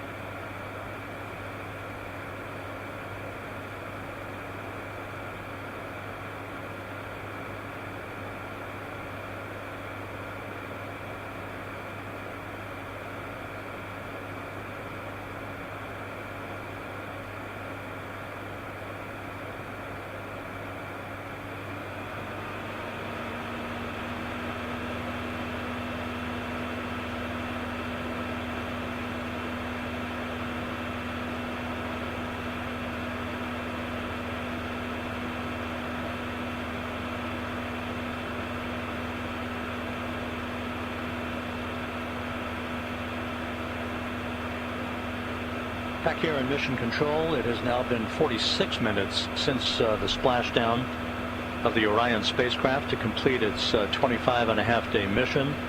Flight controllers here in Houston reporting that the vehicle looks great in the initial visual inspections being made by the helicopter teams, as you heard Daryl Nail reference just a short time ago. We just heard from Vanessa Weich, the Johnson Space Center director. Now let's turn our attention to the East Coast, to the Kennedy Space Center, where the director of the Kennedy Space Center, Janet Petro, is standing by with us. Janet, good afternoon, and what a moment as your exploration ground systems folks are hard at work out in the Pacific. Absolutely. Thanks, Rob. It's been a really, really exciting morning, and can't wait for our teams to get to work out there on the West Coast. You know, we heard a short time ago from Melissa Jones from the deck of the USS Portland. How complicated has been the development of this recovery operation that your team is executing as we speak? Well, it's pretty complicated, but you know, our teams make it look easy. I will start out by saying, or giving, I should say, a big shout out to really Vanessa and her flight ops team and the whole Orion team to deliver an amazing mission, bringing us down through splashdown. But now it's over to Melissa and her team, and she's done an incredible amount of work to get to this point. You know, what we do at NASA, it really is all about collaborations, and the collaborations that we've had with the Department of Defense in particular over the past many years, their hard work and their dedication as they went through a great deal of planning, hardware development and processes, and a lot of practicing to get to this point and make it look easy. You know, that capsule sitting out there on the ocean, it looks very similar to the Apollo capsule, but it's actually about 30% larger. And so the complexity of recovering that larger vehicle is a little bit more. But Melissa and her team have been practicing, you know, their latest underway recovery test. They completed, it was the 9th one, and they completed that last November 21st of last year, 2021. So they're ready. watching these teams precisely perform these recovery operations is amazing, and so I think we're going to have a really, really great day. I'm going to be traveling to San Diego to watch the ship come in port in a couple days, so I look forward to seeing that capsule on board the well-deck ship. Janet, there's a lot of work to be done before Artemis 2, but the first milestone here will be getting the vehicle back to your center in Florida for a detailed inspection and detailed analysis. What's the basic timeline for all of that work? Yeah, so Splashdown today is really the beginning of the journey back to KSC. So as I mentioned, I'll be there in San Diego when the ship comes into port in a couple of days, and then Orion will then be loaded onto a truck and transported back to the Kennedy Space Center, and that's going to take a couple of days because of road-related conditions. You know, the Orion will still have some residual hazardous waste on it, and of course planning the roadways as it gets trucked back to the Kennedy Space Center takes some careful navigation. So by the end of this month, the end of December, we expect to have Orion coming back onto our center. We think that's going to be a really great Christmas present for us here at the Kennedy Space Center. And it'll go right into our multi-payload processing facility for its post-flight assessment. And that's where the remaining residual hazardous fluids will be removed from it. And then just after the new year, the teams will be opening up the hatch of the Orion, and then once that's complete, I think Robbie called it the moment of truth. They'll remove that heat shield and begin a really detailed inspection and assessment of how that heat shield performed during its reentry and recovery operation. So we're really looking forward. I know the whole team's really looking forward to see how that assessment comes out. And then after that, it's Orion's journey is not done. It'll be making its way up to the Glenn Research Center, where it will be doing some acoustic and further environmental testing up at that center. So journey isn't over. It's just kind of making its way here on the terrestrial path back. So thanks. Janet Petro, the director of the Kennedy Space Center, joining us here today. Congratulations, Janet, and thanks so much for being with us. Thank you, Rob. It's a great capstone to our 60th diamond anniversary to have Splashdown, successful Splashdown. So take care. Thanks, Rob. Thank you again, Janet Petro, the director of the Kennedy Space Center, joining us today. Orion safely upright in stable 1. As the Navy and Exploration Ground Systems team continue to approach the vehicle in the first of a multi-hour choreography that will bring the vehicle into the well deck of the USS Portland. On the deck of the USS Portland right now is Darrell Nail, who has NASA astronaut Shannon Walker with him once again, post-splashdown this time. Darrell, how are things going out there? Rob, we've got a front row seat to this operation. As you can see behind me, Shannon Walker, as you mentioned, NASA astronaut, joining me with this incredible view as we watch that capsule floating in the Pacific Ocean just 100 miles off of Baja, Mexico. We have an MH-60 Nighthawk helicopter encircling it and the Navy boats in the water. First of all, Shannon, how about this view? It is an amazing view and so exciting to see the Orion capsule back on Earth. That is a human-rated capsule that went around the moon and returned and is now in the Pacific Ocean. As an astronaut, what kind of thoughts do you have seeing a moment like this? Well, it's actually really emotional to see something like this, knowing that the next time we're going to have people on that capsule or the second Orion capsule. It's pretty amazing that we're going to be able to go back to the moon soon. Incredible indeed. And as we look at, let's paint the picture for the audience as we look out at this operation. Currently in a moment where we are pausing for ammonia boil-off. That's the cooling that the Orion crew module uses to keep the astronauts cool inside the cabin as they wait to be taken out of the capsule. There's none in this one, but this would be a period in which that would happen. You can see the Navy boats. They are roughly outside of 120 yards from the capsule. They have equipment that will sniff out any hazardous gases near the Orion. And so they are holding in position until that ammonia boil-off happens. And then also in your view, you can see the MH60 circling back around. It is leaning so the photographers inside and a high-resolution camera mounted on the side can get imagery of the capsule fresh from space. My question to you, Shannon, is as we watch this continue to wait and for the Navy divers to get closer, thoughts of Artemis 2 now come to mind. You've heard folks have been talking about it. Rob has been discussing it with many of the leadership around NASA. People want to know, well, who are the astronauts going to be for astronaut 2? Yeah. So, any idea? That is the question. No, I have no idea. Once we get this capsule back, we'll look it over and we'll be able to determine when Artemis 2 will actually be able to launch. And once we know that launch date, we'll figure out the right time to name the crew based on the training flow.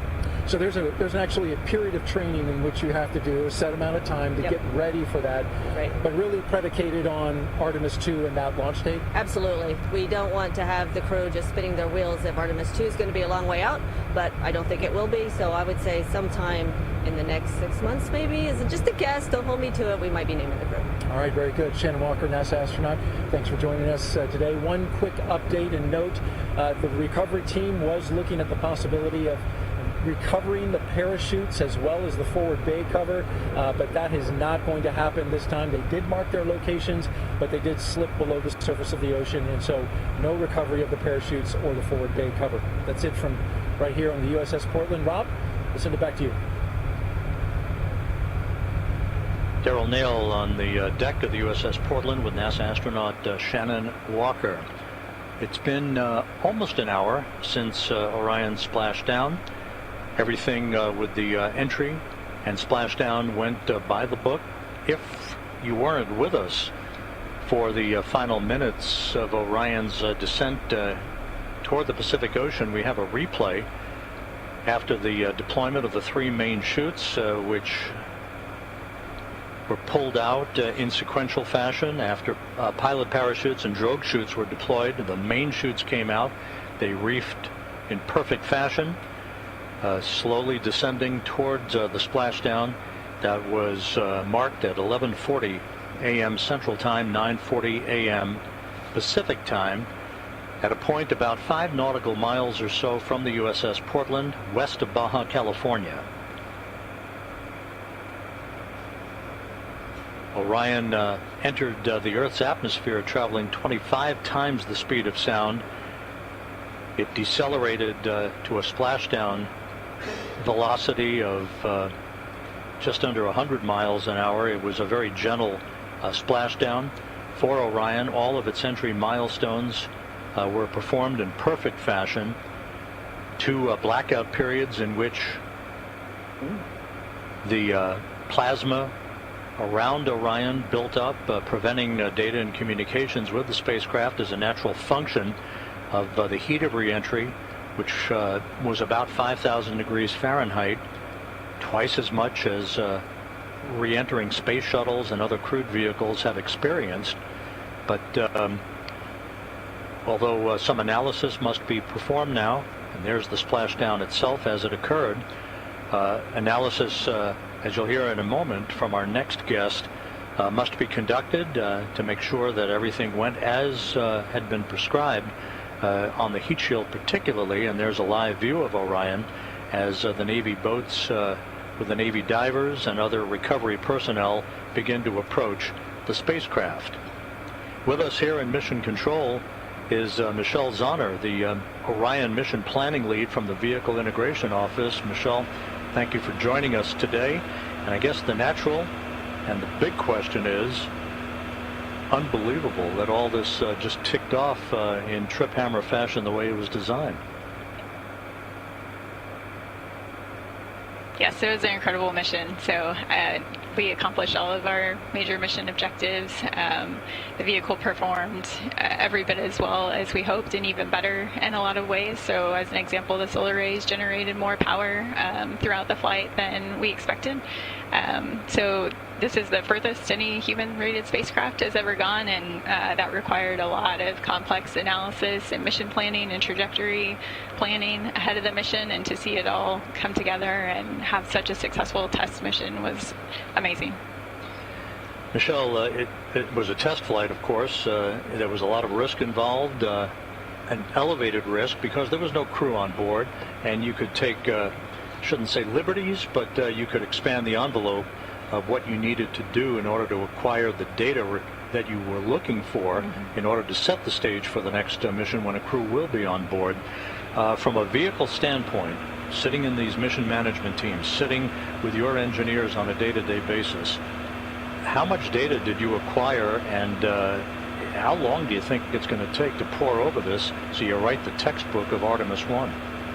Yeah, we acquired a ton of data during the mission. So one of the first things that we'll do post-mission is take several months to go back through that data, really dissect it, and understand the vehicle performance.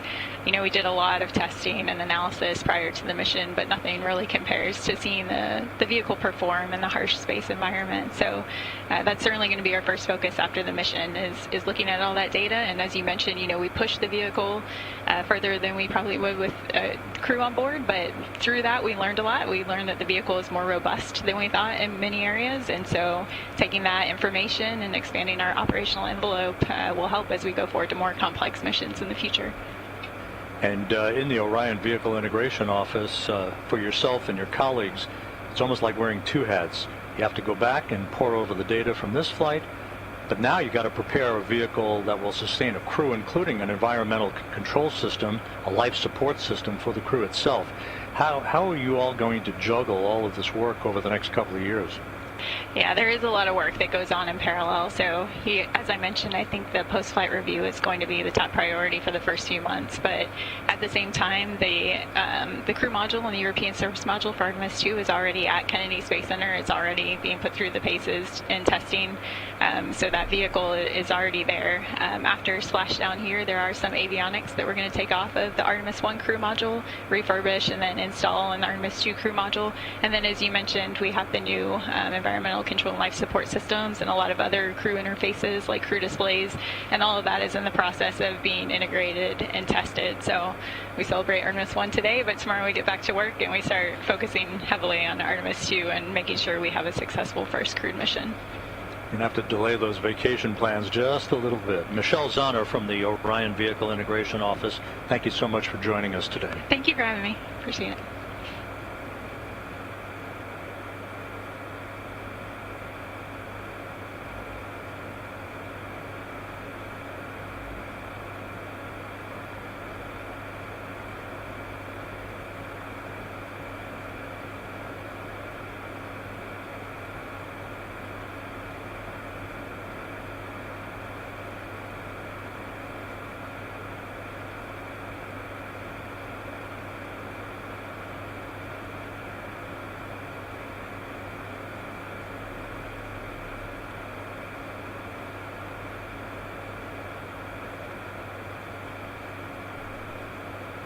Back here in Mission Control, about an hour and 2 minutes now since the splashdown of Orion.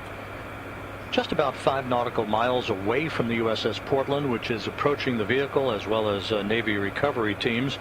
Back on the USS Portland, Daryl Nail from the Kennedy Space Center with the Exploration Ground Systems folks is with Captain John Ryan, the commanding officer of the vessel.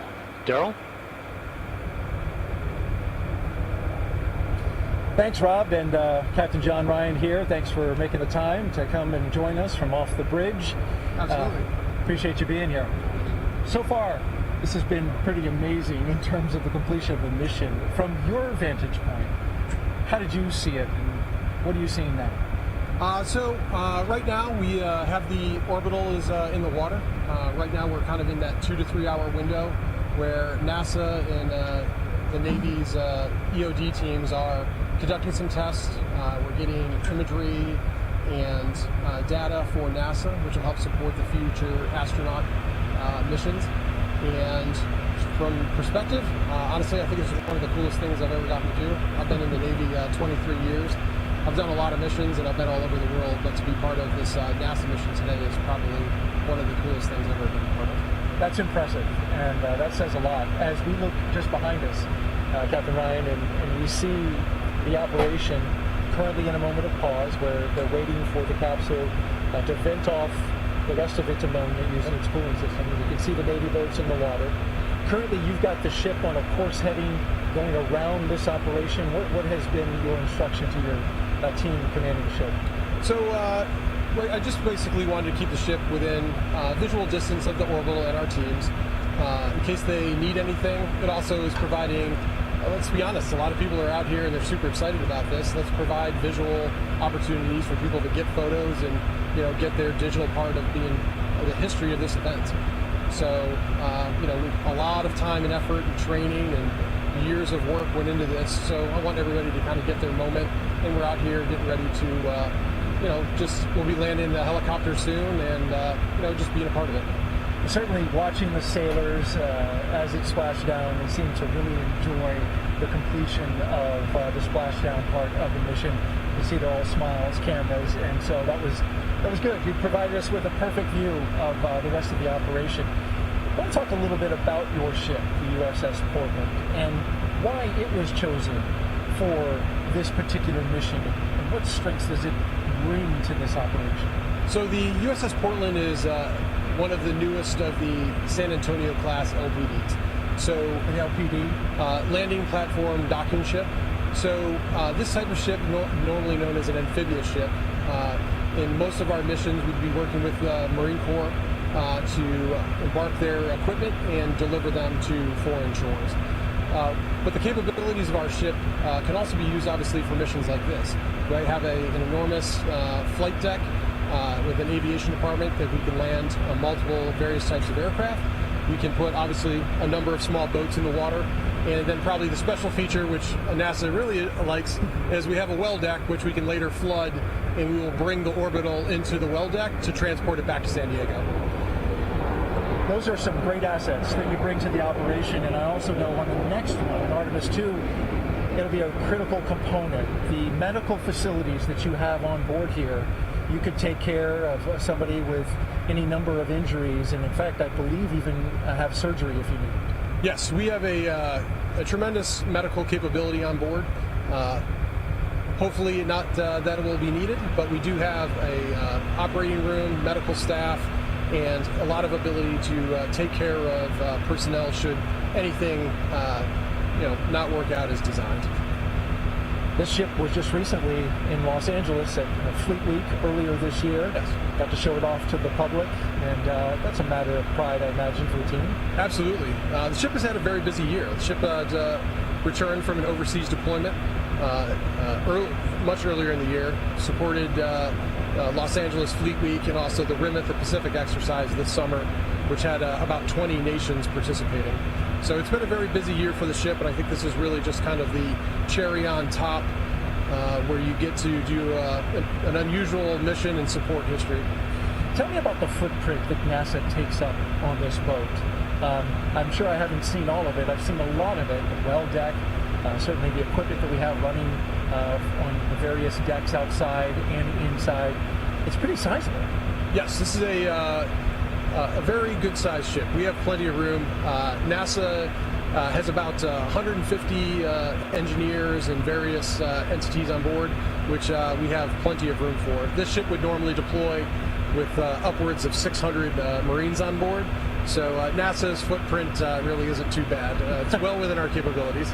Well, there's been plenty of room, and you've been a tremendous host to us. And so thank you, Captain John Ryan, for having us and for successfully bringing us to this part, this moment of the operation. It's been an honor to support the NASA engineers and to be out there and be part of this. Thank you very much. Captain John Ryan, commanding officer of the USS Portland. And as we push out our view here in the Pacific Ocean, just 100 miles off the Baja Peninsula, you can see Orion now as a silhouette, still floating, the Orion Command Module with its CMUS bags. Those are the uprighting bags, fully deployed. It's in a stable condition. And to the right of that, you see the first Navy boat. That's a rigid hull boat. That one is the one that's going to get a little closer, provide a stabilizing tow line. Once it's been determined that the Navy boats can get a little closer. As we pan just to the right of that, you will see the remaining 4 boats. 2 of those boats are inflatable boats with Navy sailors aboard. Those Navy sailors will put hands on the capsule and secure it with ropes. They will then maneuver to bring that capsule to the rear of the USS Portland. The Portland will then throw out a more than 1,000-foot rope and then several 400-foot ropes. That long rope will then attach to the capsule, will connect up, and then begin pulling the Orion in. Now, this is a very complex operation. You think about this. That capsule does not have a keel, so it's a smooth bottom, 16.5 feet in diameter. So when it is pulled, it doesn't track in the water very well. So what has to happen is there are ropes attached to 4 points around the capsule that help stabilize it. Navy sailors, a team on each of the 4 ropes, and then on a 5th rope will be the winch. And that winch will apply enough pressure required, enough pulling force to bring that capsule into the well deck of the ship. At the moment, as we've been telling you, we are currently standing by awaiting ammonia boil-off. This is the coolant that's provided on the Orion capsule. It keeps the astronauts, should there, once they eventually go into the capsule and go on missions to the moon. Currently, no astronauts in this capsule, but we've got to vent off the ammonia nonetheless. The allotted time for that is 2 hours. And so we are just 1 hour and 10 minutes into that waiting period. And then once it's clear, you'll see those Navy boats get closer. But currently we are still standing by, waiting for the completion of ammonia boil-off. That's it, live from the deck of the USS Portland. Of course, we'll have more interviews for you as we go along. But for now, send it back to Rob Navius in Houston. Thank you, Daryl. Looks like a beautiful day out there west of Baja, California. A lot of smiles here in Mission Control in Houston. We're about 1 hour and 11 minutes since the splashdown of Orion to wrap up its 25.5-day mission. Integral into the flight of Orion was the performance of the European service module that functioned perfectly to take Orion out of Earth orbit on its way to the moon, and did everything it was asked to do throughout the course of the flight. And joining us is Philippe Delou, who's the Orion European Service Module Program Manager from the European Space Agency. Philippe, congratulations. Thank you for joining us today. Thank you, and good afternoon. Philippe, that service module went through its paces and was spot on every time it was asked to conduct a burn. Everything that it was planned to do was executed perfectly. Your thoughts on this mission? Well, I have to say that I'm the happiest man in the world at the moment with the successful performance of the service module. She did what she was supposed to do, and even better. So it's a wonderful mission. I couldn't have dreamt more. Now, the service module for the next flight, in which a crew will be on board, is at the Kennedy Space Center undergoing testing, and it's going to be a while for all of that hardware to come together, but you all are off and running on preparations for the next mission in a couple of years. That's correct, yes. Well, we have already assembled the service module back in Europe and delivered it. Now it's being integrated with the crew module in Kennedy, and that's, if I don't mistake, should happen in the next summer. Philippe, the work that the service module did, obviously invaluable. You can't conduct this mission without the work of the European service module. What kind of process was involved in getting to the point where the design of this mission, the requirements that the service module was asked to perform, and then ultimately conducted over the last 4 weeks. How did this evolution of this mission unfold for you and your team? Well, this is a story that started quite a long time ago, in 2011, when there was a decision that the crew module would be built by Europe. So there's been a long process into setting up the requirements, proposing a design, discussing the design, also involving NASA, and agreeing on what should be the final design, take up the challenges which are associated with the design, eventually build the hardware, integrate it, and then preparing for the mission. So this has been a long way and a lot of work by the European Space Agency and the European industry.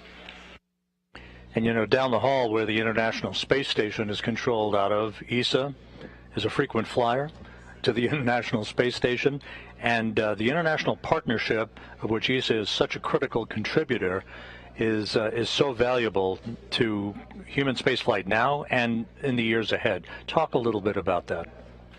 That's clear. I mean, going to explore deep space is a challenge, is a big challenge. And we need all the excellence over the world in order to tackle that challenge and make it sustainable. Going there once, yes, is doable, but in order to go there on a regular basis and for a sustainable exploration of what is out there, first on the moon, then Mars, and then beyond, this will require all the forces and skills of the engineer around the world, and that's with ESA and NASA. We have started that process with the Artemis program. Philippe Delou, a little moment perhaps to sample some bubbly to celebrate this moment, but a lot of hard work ahead, and thank you so much for being with us today. You're welcome. It was my pleasure. Philippe Delou, the European Service Module Program Manager, joining us here in Mission Control. Thank you, Philippe. You're welcome.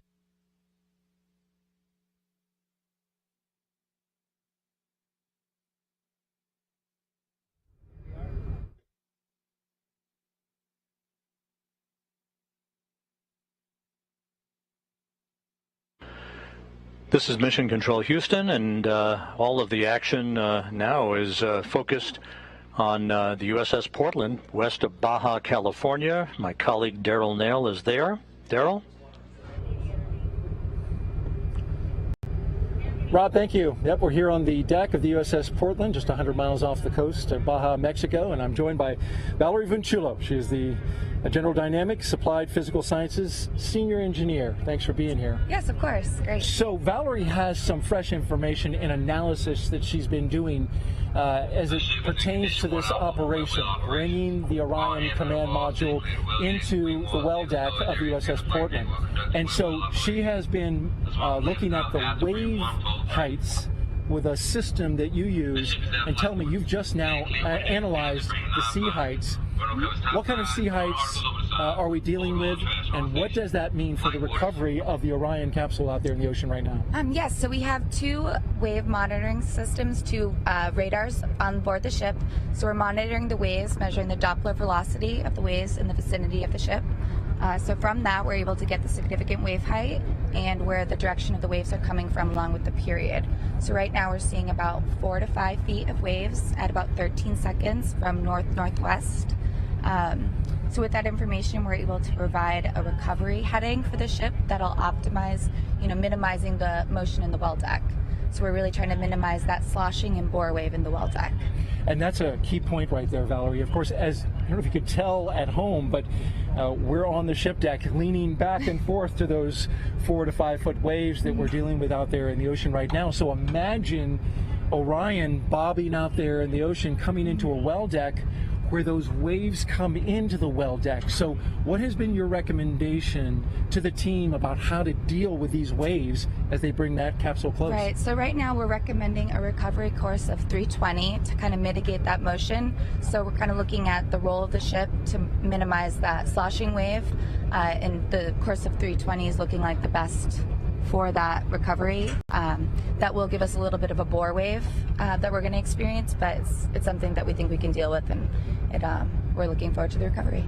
This is important because, of course, inside the well deck, I've heard it explained that once those waves come in, and then the ship, as it's moving about, creates a big wave pool inside. Yes, yeah. That's not good for a spacecraft that you're trying to stabilize. No, you don't. You really want to minimize those motions to the best of our ability, and in doing so, we're just looking at everything out there, all the waves, what we're dealing with, and we have hydrodynamic ship models of the ship and of the well deck, so we're running through all of our models live, taking the live radar data, and just trying to provide the best information available here.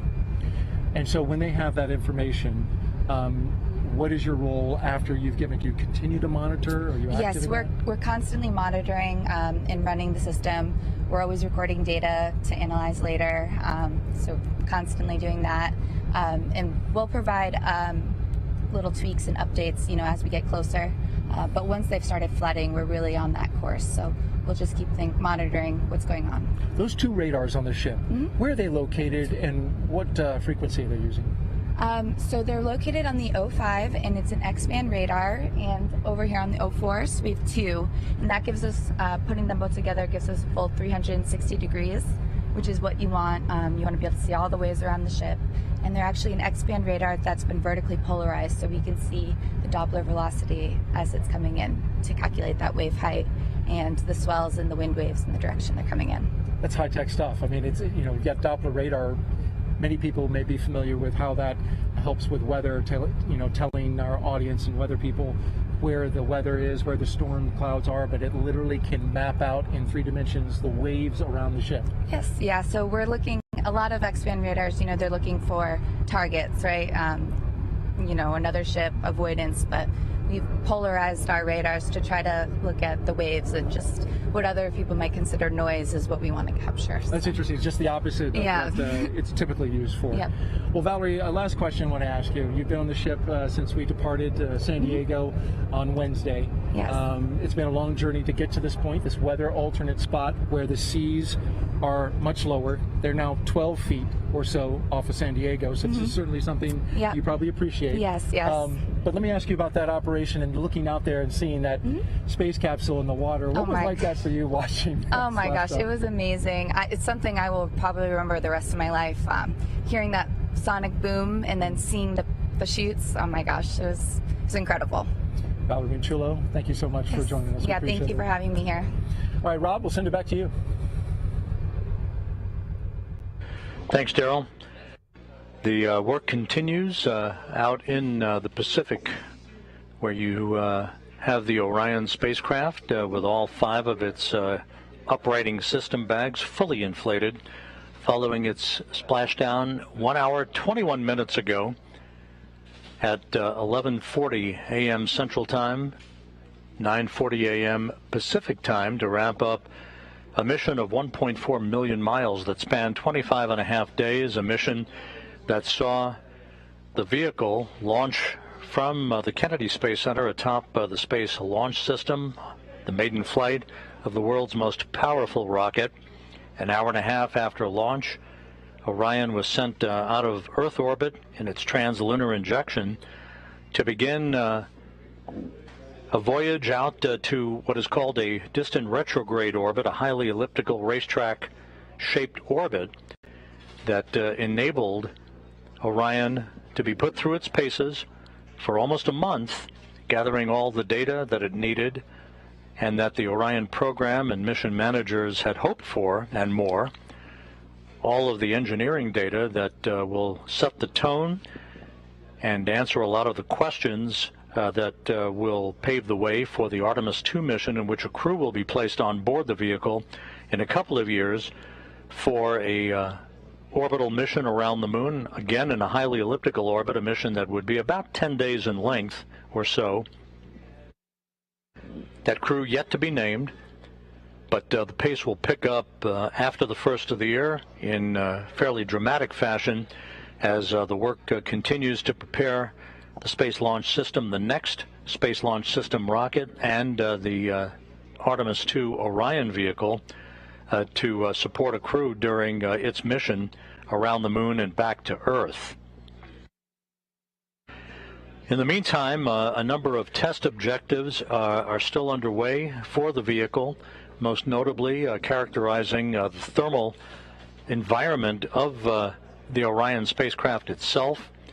Orion endured temperatures of up to 5,000 degrees Fahrenheit during its high-speed entry out of lunar orbit and back into the Earth's atmosphere, where it slammed into the atmosphere at 25 times the speed of sound, and then underwent a skip entry maneuver, basically skipping into the atmosphere, then dipping back out of the atmosphere again, and then back into the atmosphere to bleed off excess energy.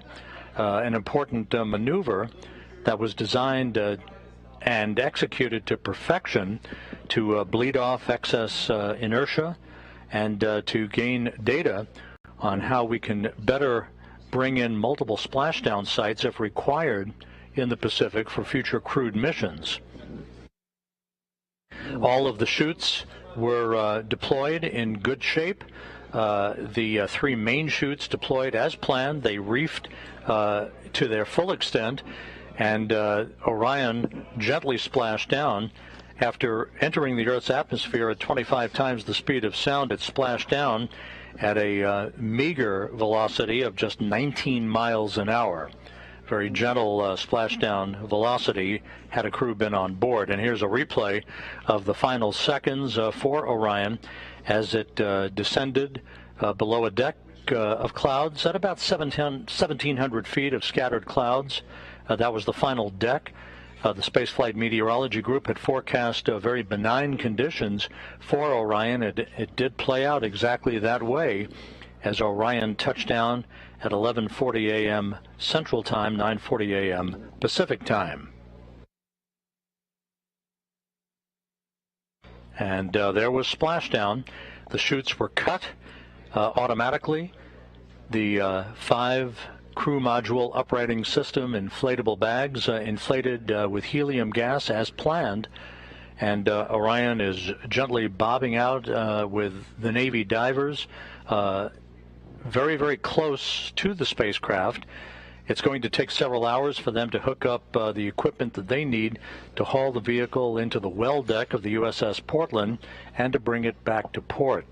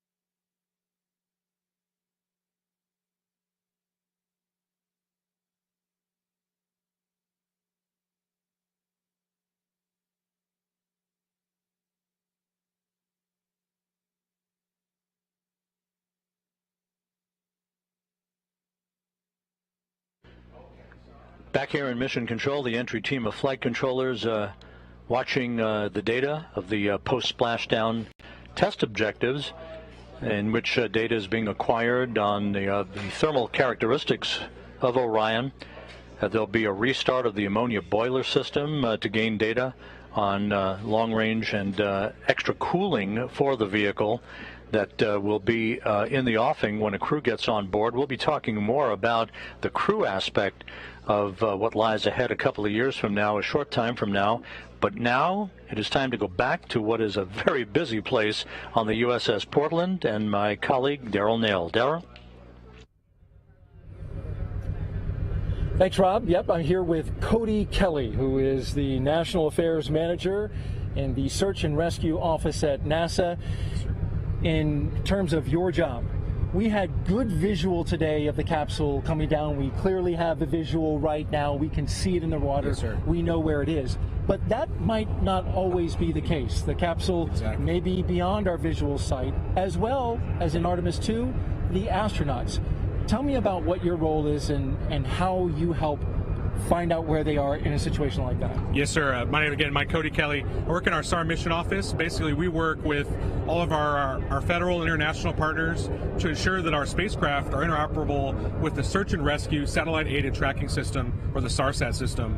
So today for Artemis 1, we tested out the vehicle tri-band beacon, which was using swept tones for the helicopters that are flying around behind us to be able to locate that spacecraft in kind of what we call the terminal area, which is within about 1 nautical mile where you can get visuals, as well as the 406 megahertz beacons that were on the capsule, as well as what the astronauts are going to wear in Artemis 2. We were using what's called the SAR Intelligent Terminal, or the SAINT application, which is a system that ties into our ground station at the Goddard Space Flight Center to pull in all of the data from these beacons so that we can see them anywhere in the world. And that's incredibly important, especially when we have crewed missions where we, if we had some kind of emergency abort or some kind of landing, we'd have to be able to get data to our DoD partners extremely fast, even if they're landing internationally. And this is something that we do for all of our human spaceflight programs, but Artemis really has a kind of special place in my heart because all of this effort started way back in 2016 with URT-5.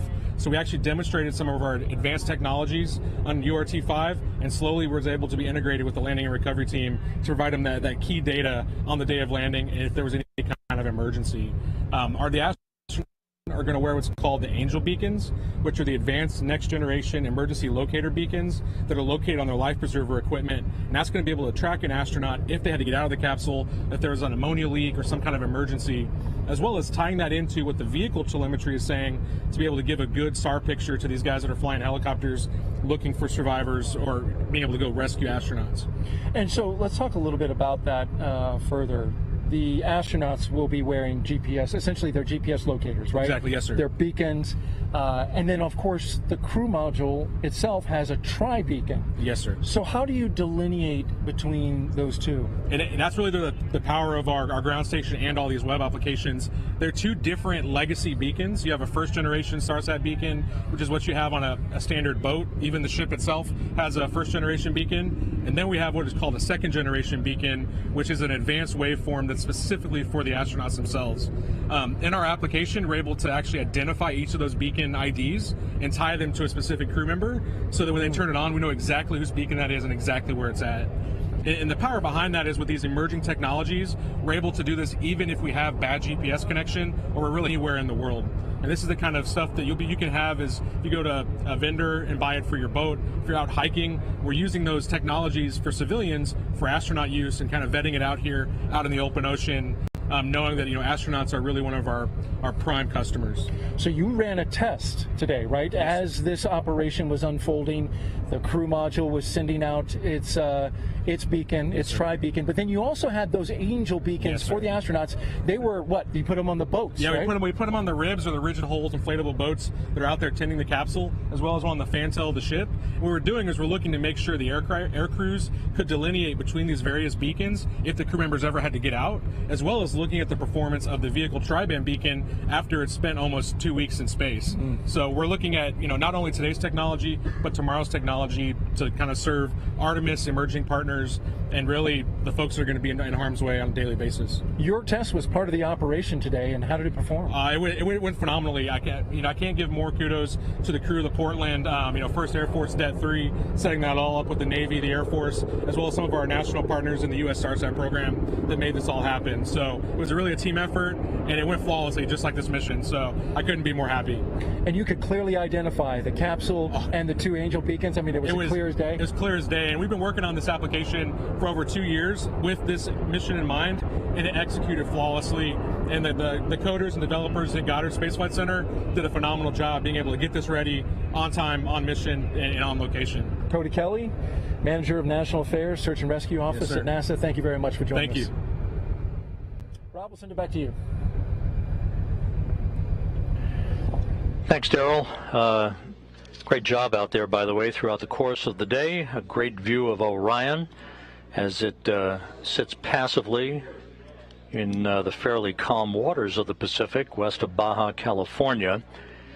With me here, sitting very calmly, veteran astronaut Randy Bresnik. Randy, thanks for joining us today. You have been an integral part of the preparation of not only this mission, but all of the astronaut office activities associated with requirements that will ultimately lead to putting a crew on the next vehicle that will orbit the moon in 2 years. What did you see today that A, thrilled you, and B, was most important for you to see as a result of all the work that has gone in to make this mission possible? That is a great question, Rob, and thanks for letting me come join you guys this morning. Certainly watching the team throughout the past 26 days was certainly the culmination of seeing that and walking in here and see this team be able to see the fruits of their labors. Seeing that we have a launch platform that was nearly flawless, practically flawless, getting our Orion uphill, and then having our service module, give us power and the flight control and the burns that all went off so well with so small residuals we hardly had to do any trimming. And it was then great to see all the cameras that we put on that vehicle to bring everybody along on the mission, and put selfie as a word that we use now in spaceflight, and Artemis-1 getting the selfies while we were up there. And then certainly everyone holding their breath as we did the burns to get into the distant retrograde orbit and then get out of the distant retrograde orbit and then be able to make the trim burns to be able to get right, hit entry interface as accurately as we did here. See the service module separate, which is another big milestone, and then see the last few minutes of flight with Orion flying on its own for the very first time. And then see how well it controlled itself and how the forward big cover came off on time, the drogues came out, slowed it down, mains came out, and we landed, 2.5 miles from the, pinpoint bullseye, and we had expected maybe, 5.5 miles. So it was awesome to see all of that, and that whole collection is what gives us confidence for the next time. All of these things that were individually areas of concern have now been proven in flight. We've talked often during the course of the broadcast today about the fact that this is the 50th anniversary of Apollo 17's landing on the moon. Gene Cernan, Jack Schmitt, past his prologue, as they say.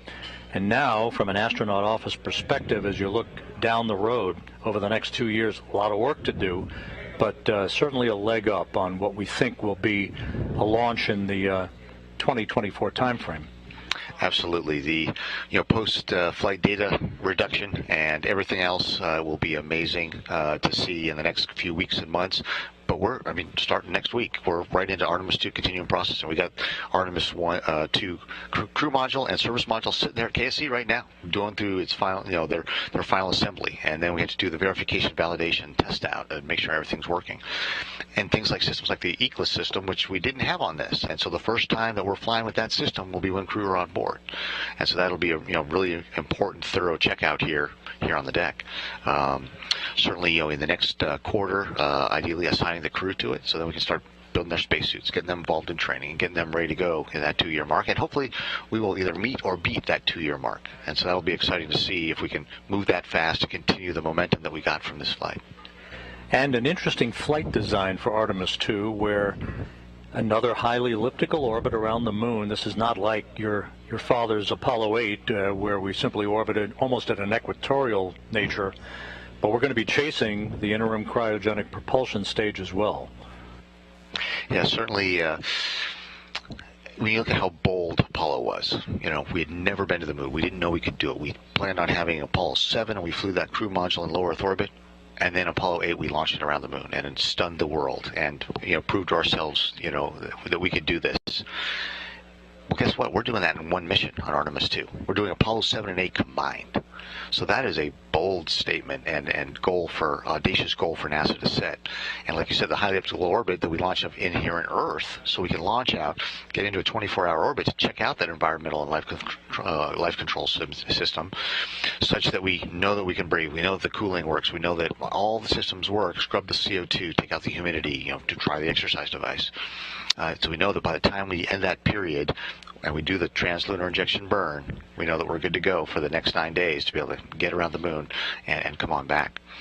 And all of that just buying down risk, proving out the systems, so that when we go to Artemis 3, we combine not only Apollo 9, which is the first flight of the LEM in low Earth orbit, Apollo 10, which took the LEM to lunar orbit and flew down near to the surface, then came back, and Apollo 11 landing. We do all those 3 of those missions in one.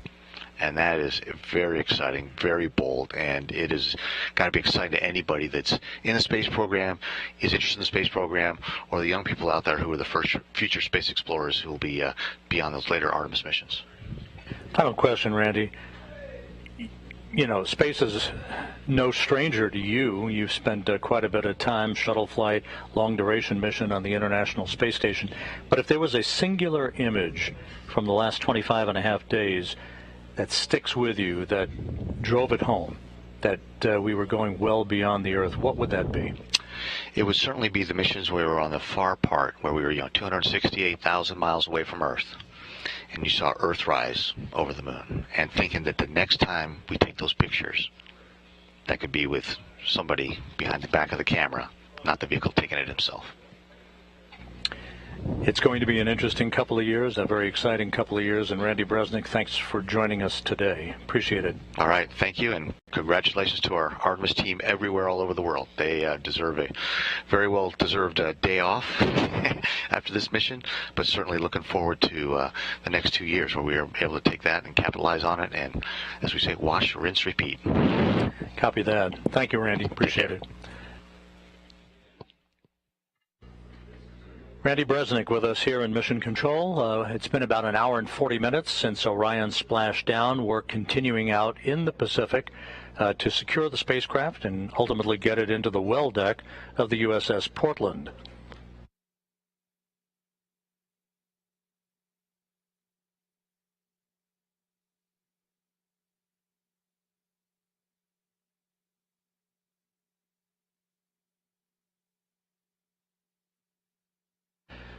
As the team here in Mission Control works through the post-splashdown procedures before they hand the vehicle over to the Exploration Ground Systems recovery team on the USS Portland.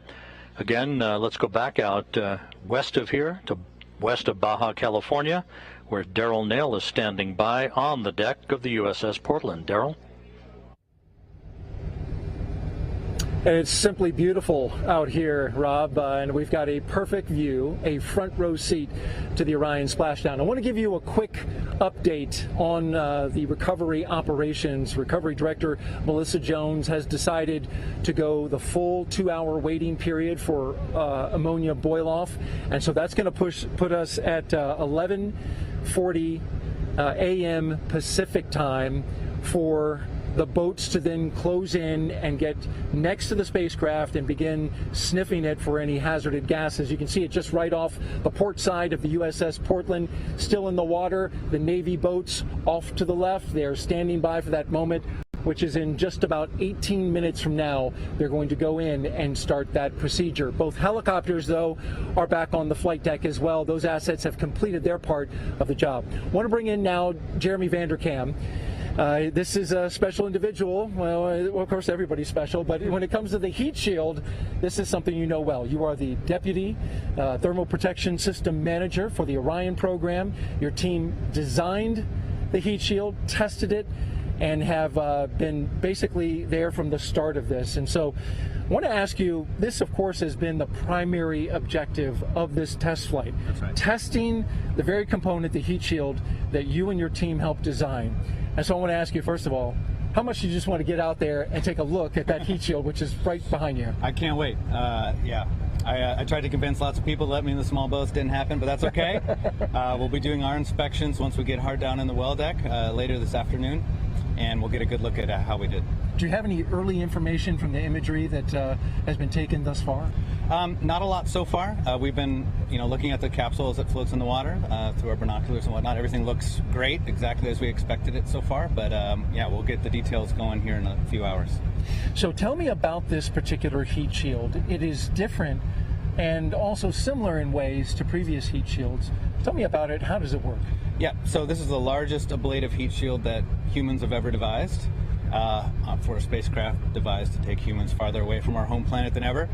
So what we did is we combined some older technology. We actually resurrected a material system from the Apollo program called AVCOAT, and we modified the way that it's applied to our vehicle for Orion in a more programmatically modern way, if you will. So the way that we do it now is you got a piece of I have a sample here, a test sample. So the brown material in the middle here is our AVCOAT material, and we make it in blocks, and we bond those blocks to the base of the Orion spacecraft onto the heat shield there. It looks like wood. Yeah, it does. It does look like wood. It's not. I can assure you. Yeah. And then there are seams between those blocks, which is the red element that you see here. And in this test sample, we've actually applied heat in our test facilities at Ames Research Center in Mountain View, California, to simulate the heat of reentry, to char the surface just as it is on the base of the spacecraft right now. And then what we'll do is when we get the spacecraft back in, we'll go and look at how that heat shield works compared to our test results. And that'll allow us to certify then the heat shield for Artemis 2. You've done a lot of testing on this heat shield, but you were telling me that no matter how much you test it, you can't duplicate what it just went through. That's correct. Yeah, what I'm holding here is about the largest size thing that we can test. And obviously the 5-meter Orion heat shield is much larger, so we have a lot of extrapolation for scale that we have to do. And similarly, our test facilities can't reach the combination of heat flux, pressure, shear stresses, etc. that an actual entering spacecraft does. So we're always having to wait for that flight test to get the final certification that our system is good to go. So I'll trade you props here and let you hold the actual Orion, and tell me you said you've used binoculars, you've sighted the spacecraft. One side of it, I guess, gets a little more charred than the other. What have you seen? Yeah, so far it's actually looking like we expected. The inward side is the hot side of the vehicle. And so we can see that, for example, the thermal control tape that we put on the exterior of the vehicle, all that shininess that we saw pre-launch is basically gone on the windward side, as expected. And then on the leeward side, where the windows are, I'm seeing a fair amount of tape remaining, as expected. So our heating predictions, how that the heat contours over the vehicle were predicted to be, looks like that's how they were. So, so far, so good. Jeremy Vanderkam, thank you so much for joining us. He is the Deputy Thermal Protection System Manager for the Orion program, and I know you're anxious to get that capsule in this well deck so you can get your eyes on it. Yep, I'm ready. Good luck the rest of the way, Jeremy. All right, thank you. All right, we'll send it back to you, Rob.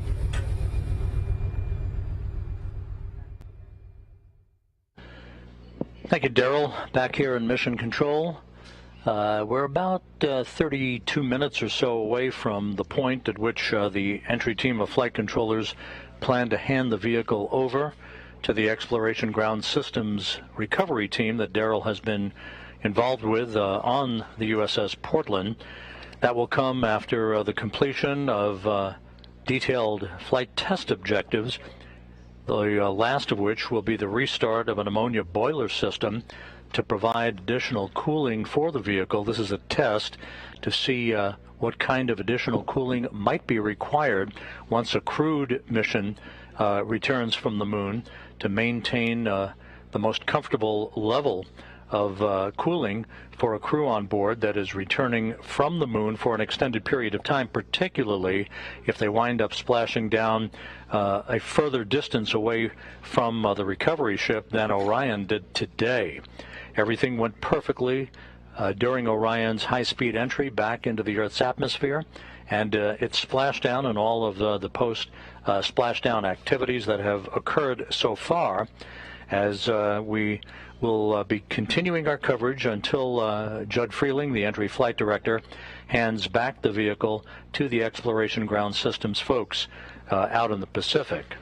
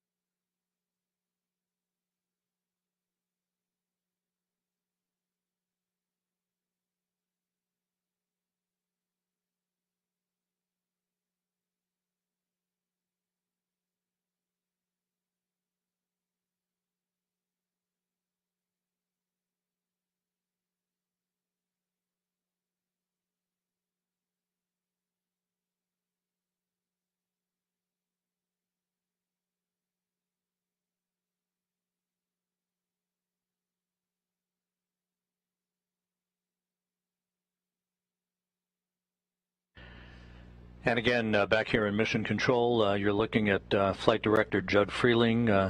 In the middle of your screen, to his left, Flight Director Rick Henfling, as the entry team of flight controllers heading into the home stretch of their work here before they hand the vehicle back to the Exploration Ground Systems folks on the deck of the USS Portland, where, again, my colleague Daryl Nail is standing by with yet another guest. Thank you, Rob. And as you can see behind us, still right here on the port side, we have Orion floating, stable, and the Navy boats there tending the ship. And we should be sending them in, and in just about 10 minutes from now, they will begin sniffing for any hazardous gases that will be coming off, and then they'll secure Orion. In the meantime, we have Dr. Emily Spreen, the Sasquatch team lead for NASA. And if you thought that your name was unique, well, it is. It surprised me when I was on the ship walking by your door and I saw Sasquatch team. I thought, what might that be? And then I found out, and it's fascinating.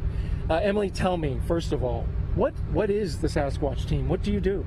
So Sasquatch is in charge of generating waypoints for the ship and for the small boats, as well as creating footprints, which is where we get our name Sasquatch. So Sasquatch generates big footprints, and those footprints contain the debris field as it's coming down.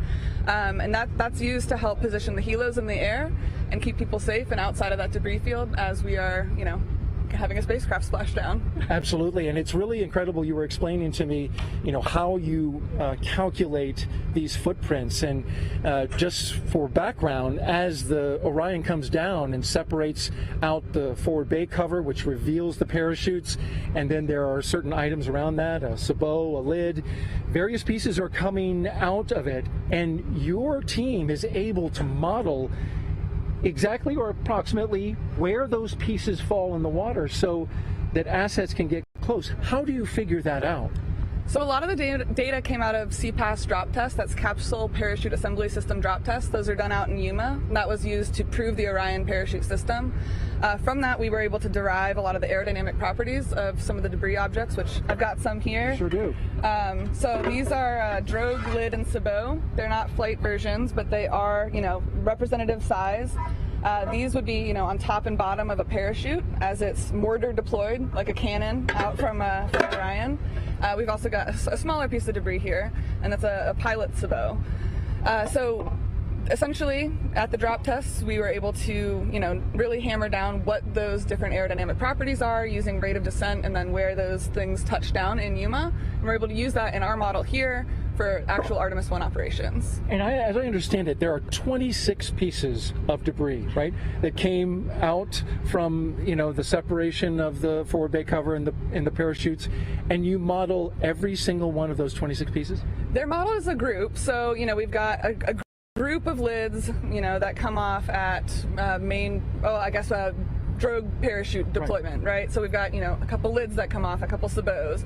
And so we say, the lids and sabots, they'll be in this footprint as that footprint descends and then goes into the ocean. And as it lands into the ocean, I guess the shape that it kind of takes is that Sasquatch, a giant footprint. foot. That's right, a footprint. With all that debris coming down, I mean, the different aerodynamic properties, this is going to be different than, say, the larger one, which is going to be different from the parachute.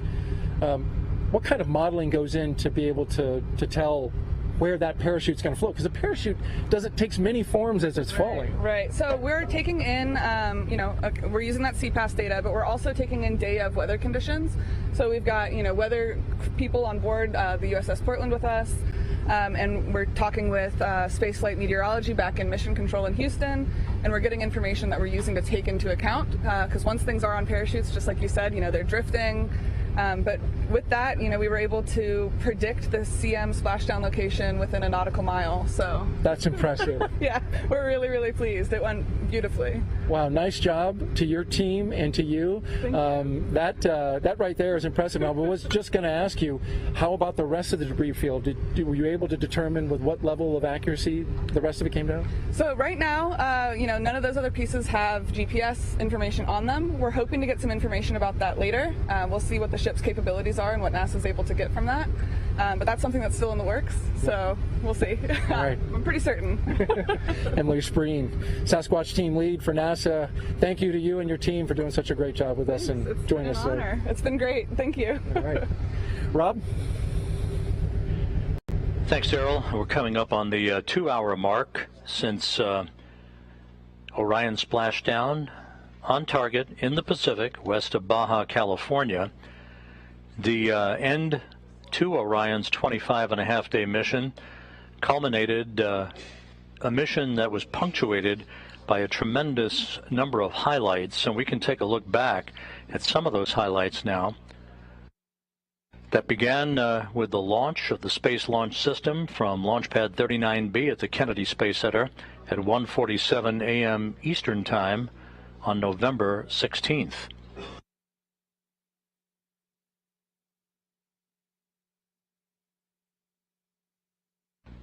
The Space Launch System lifted off, conducted a roll program to place itself on the proper azimuth and the proper trajectory to enter a orbit of the Earth.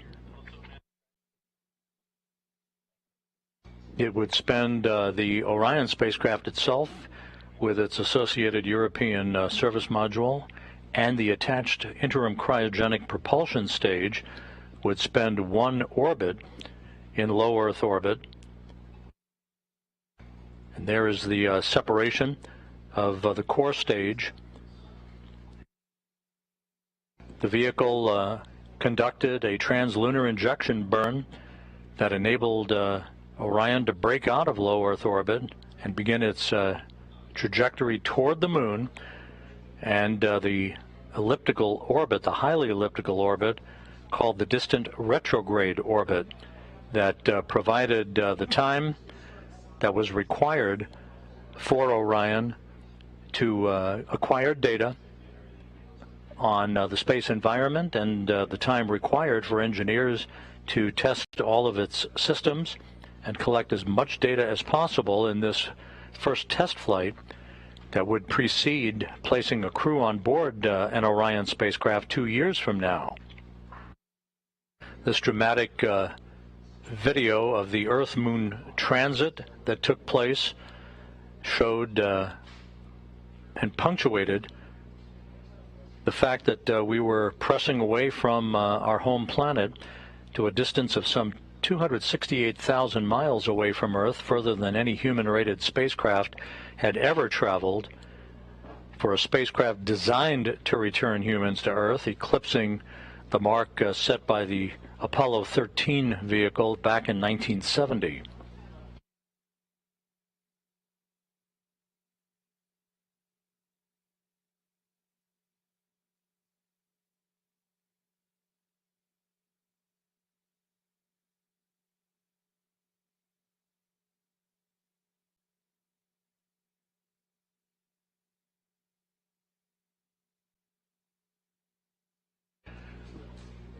The distant retrograde departure burn that began the trip home for Orion this past Monday.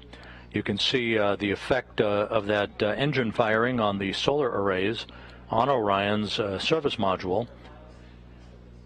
That, in effect, was what amounted to a deorbit burn of sorts that placed Orion on a trajectory to return to Earth which it did today with a splashdown 1 hour and 58 minutes ago.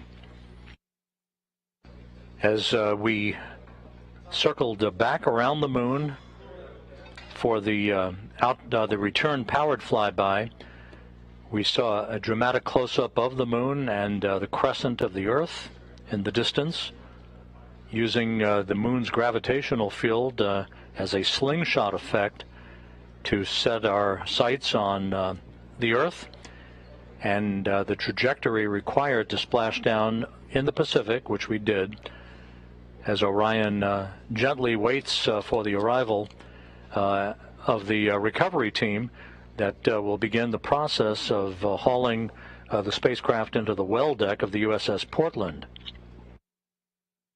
And this was the view from the cabin camera looking upward out of the forward bay, basically the top of Orion, as the first chutes were deployed. These were the forward bay covered parachutes that in turn pulled out drogue chutes and then the 3 main parachutes to dramatically slow down Orion's descent back to Earth.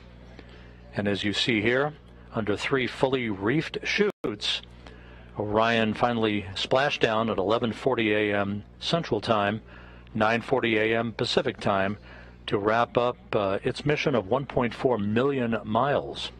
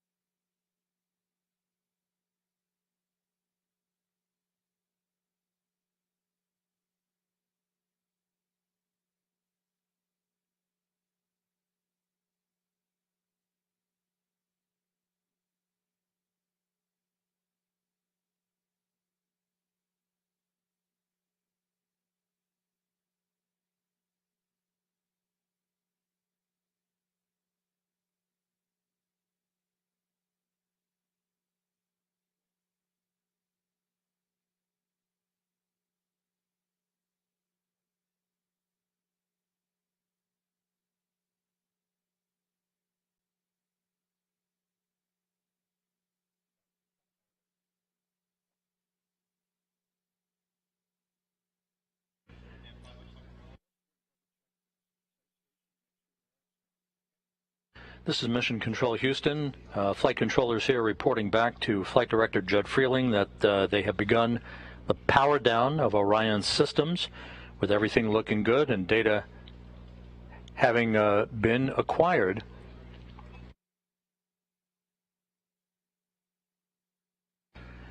So the post-splashdown test objectives are nearing an end. The vehicle is being powered down, and we should be a short time away from the point at which Flight Director Judd Freeling hands over the vehicle to the Exploration Ground Systems folks out in the Pacific.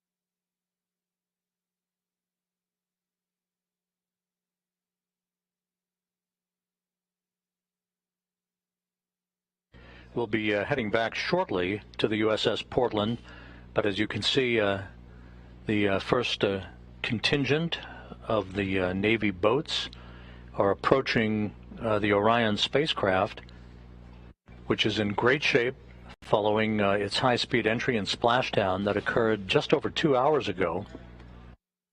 We're just minutes away from handing over the vehicle to the Exploration Ground Systems folks.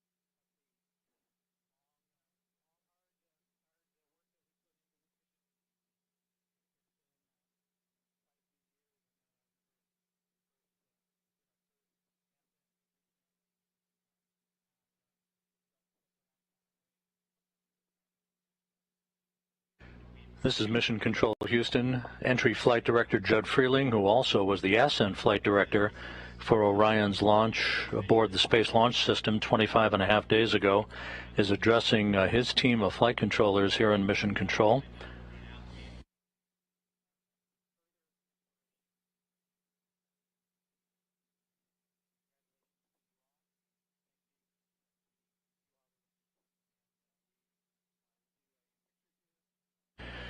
With that, Judd Freeling has handed over the Orion vehicle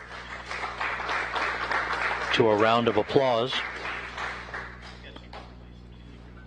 The vehicle has now been handed over to the Exploration Ground Systems folks out in the Pacific, where my colleague Daryl Nell is standing by with members of the Navy helicopter team that saw Orion up close and personal about 2 hours ago. Daryl? That's right, Robin. They were the first to see it. They picked up the heat signature as it came above the horizon, and they were the first to have a close-up look of the Orion crew module as it was in the water. I have with me, as you mentioned, 3 Navy pilots with the HSC-23 squadron in the Navy. They were flying the MH-60s, the Nighthawk helicopters. I've got Jacob Naylor, Jackson Cotney, and Gabe Weigelt. Thank you all for being here, and it's great to have you.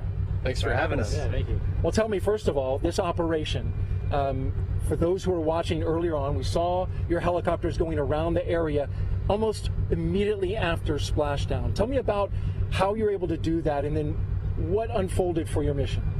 Yeah, so basically we have a FLIR camera mounted on the front of the helicopter and about 7 NASA personnel in the back. So while they're riding in the back, they're giving us azimuth and elevation angles to take a look at, and basically right away, even earlier than we expected, we picked up the capsule coming in. And so us 3 were the backup aircraft pilots, but we did hear it come over the radio that they had it captured right away.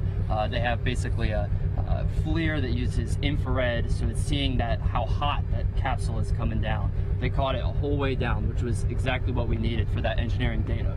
Easy to lock in on, right? At 5,000 degrees Fahrenheit, the bottom of the heat shield. that FLIR was just almost instantaneous as soon as that thing came above the horizon.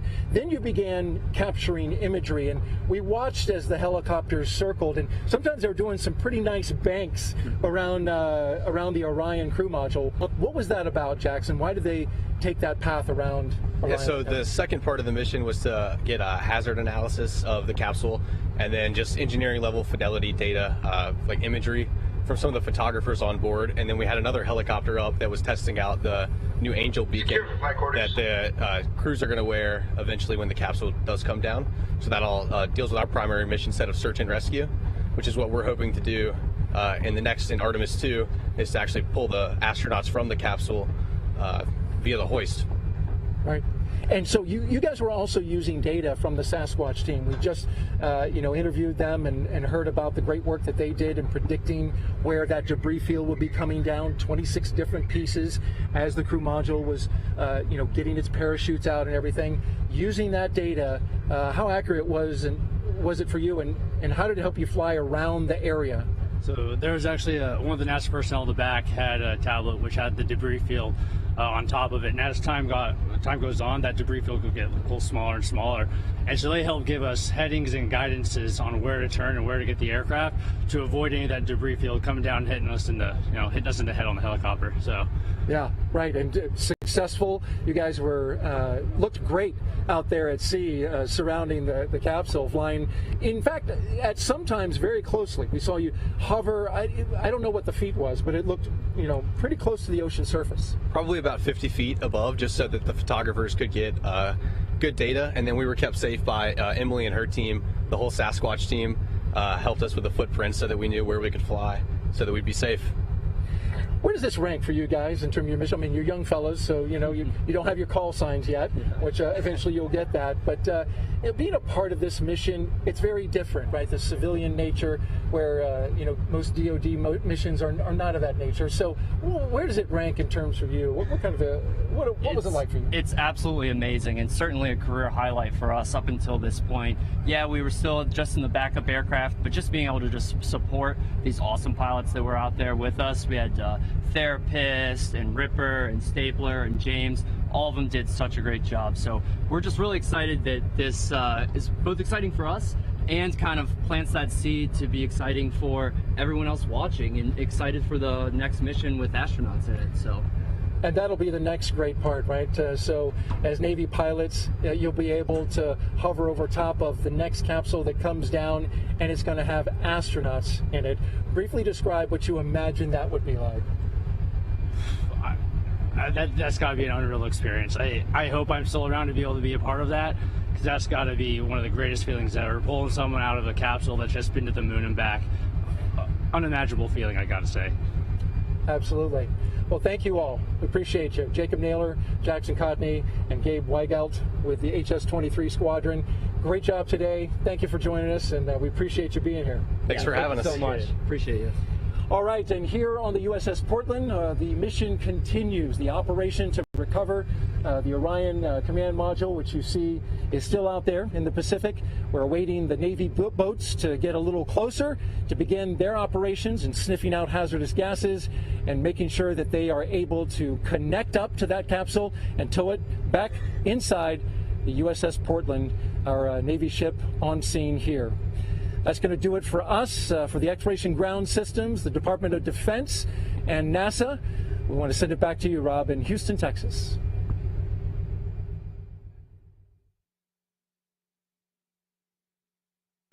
Thank you, Daryl, and magnificent job out there on the USS Portland, and the work is just beginning out there, as you heard. Here in Mission Control, the work is over for the entry team of flight controllers who have handed the vehicle over to the Exploration Ground Systems folks out in the Pacific, with the power down of Orion having been completed.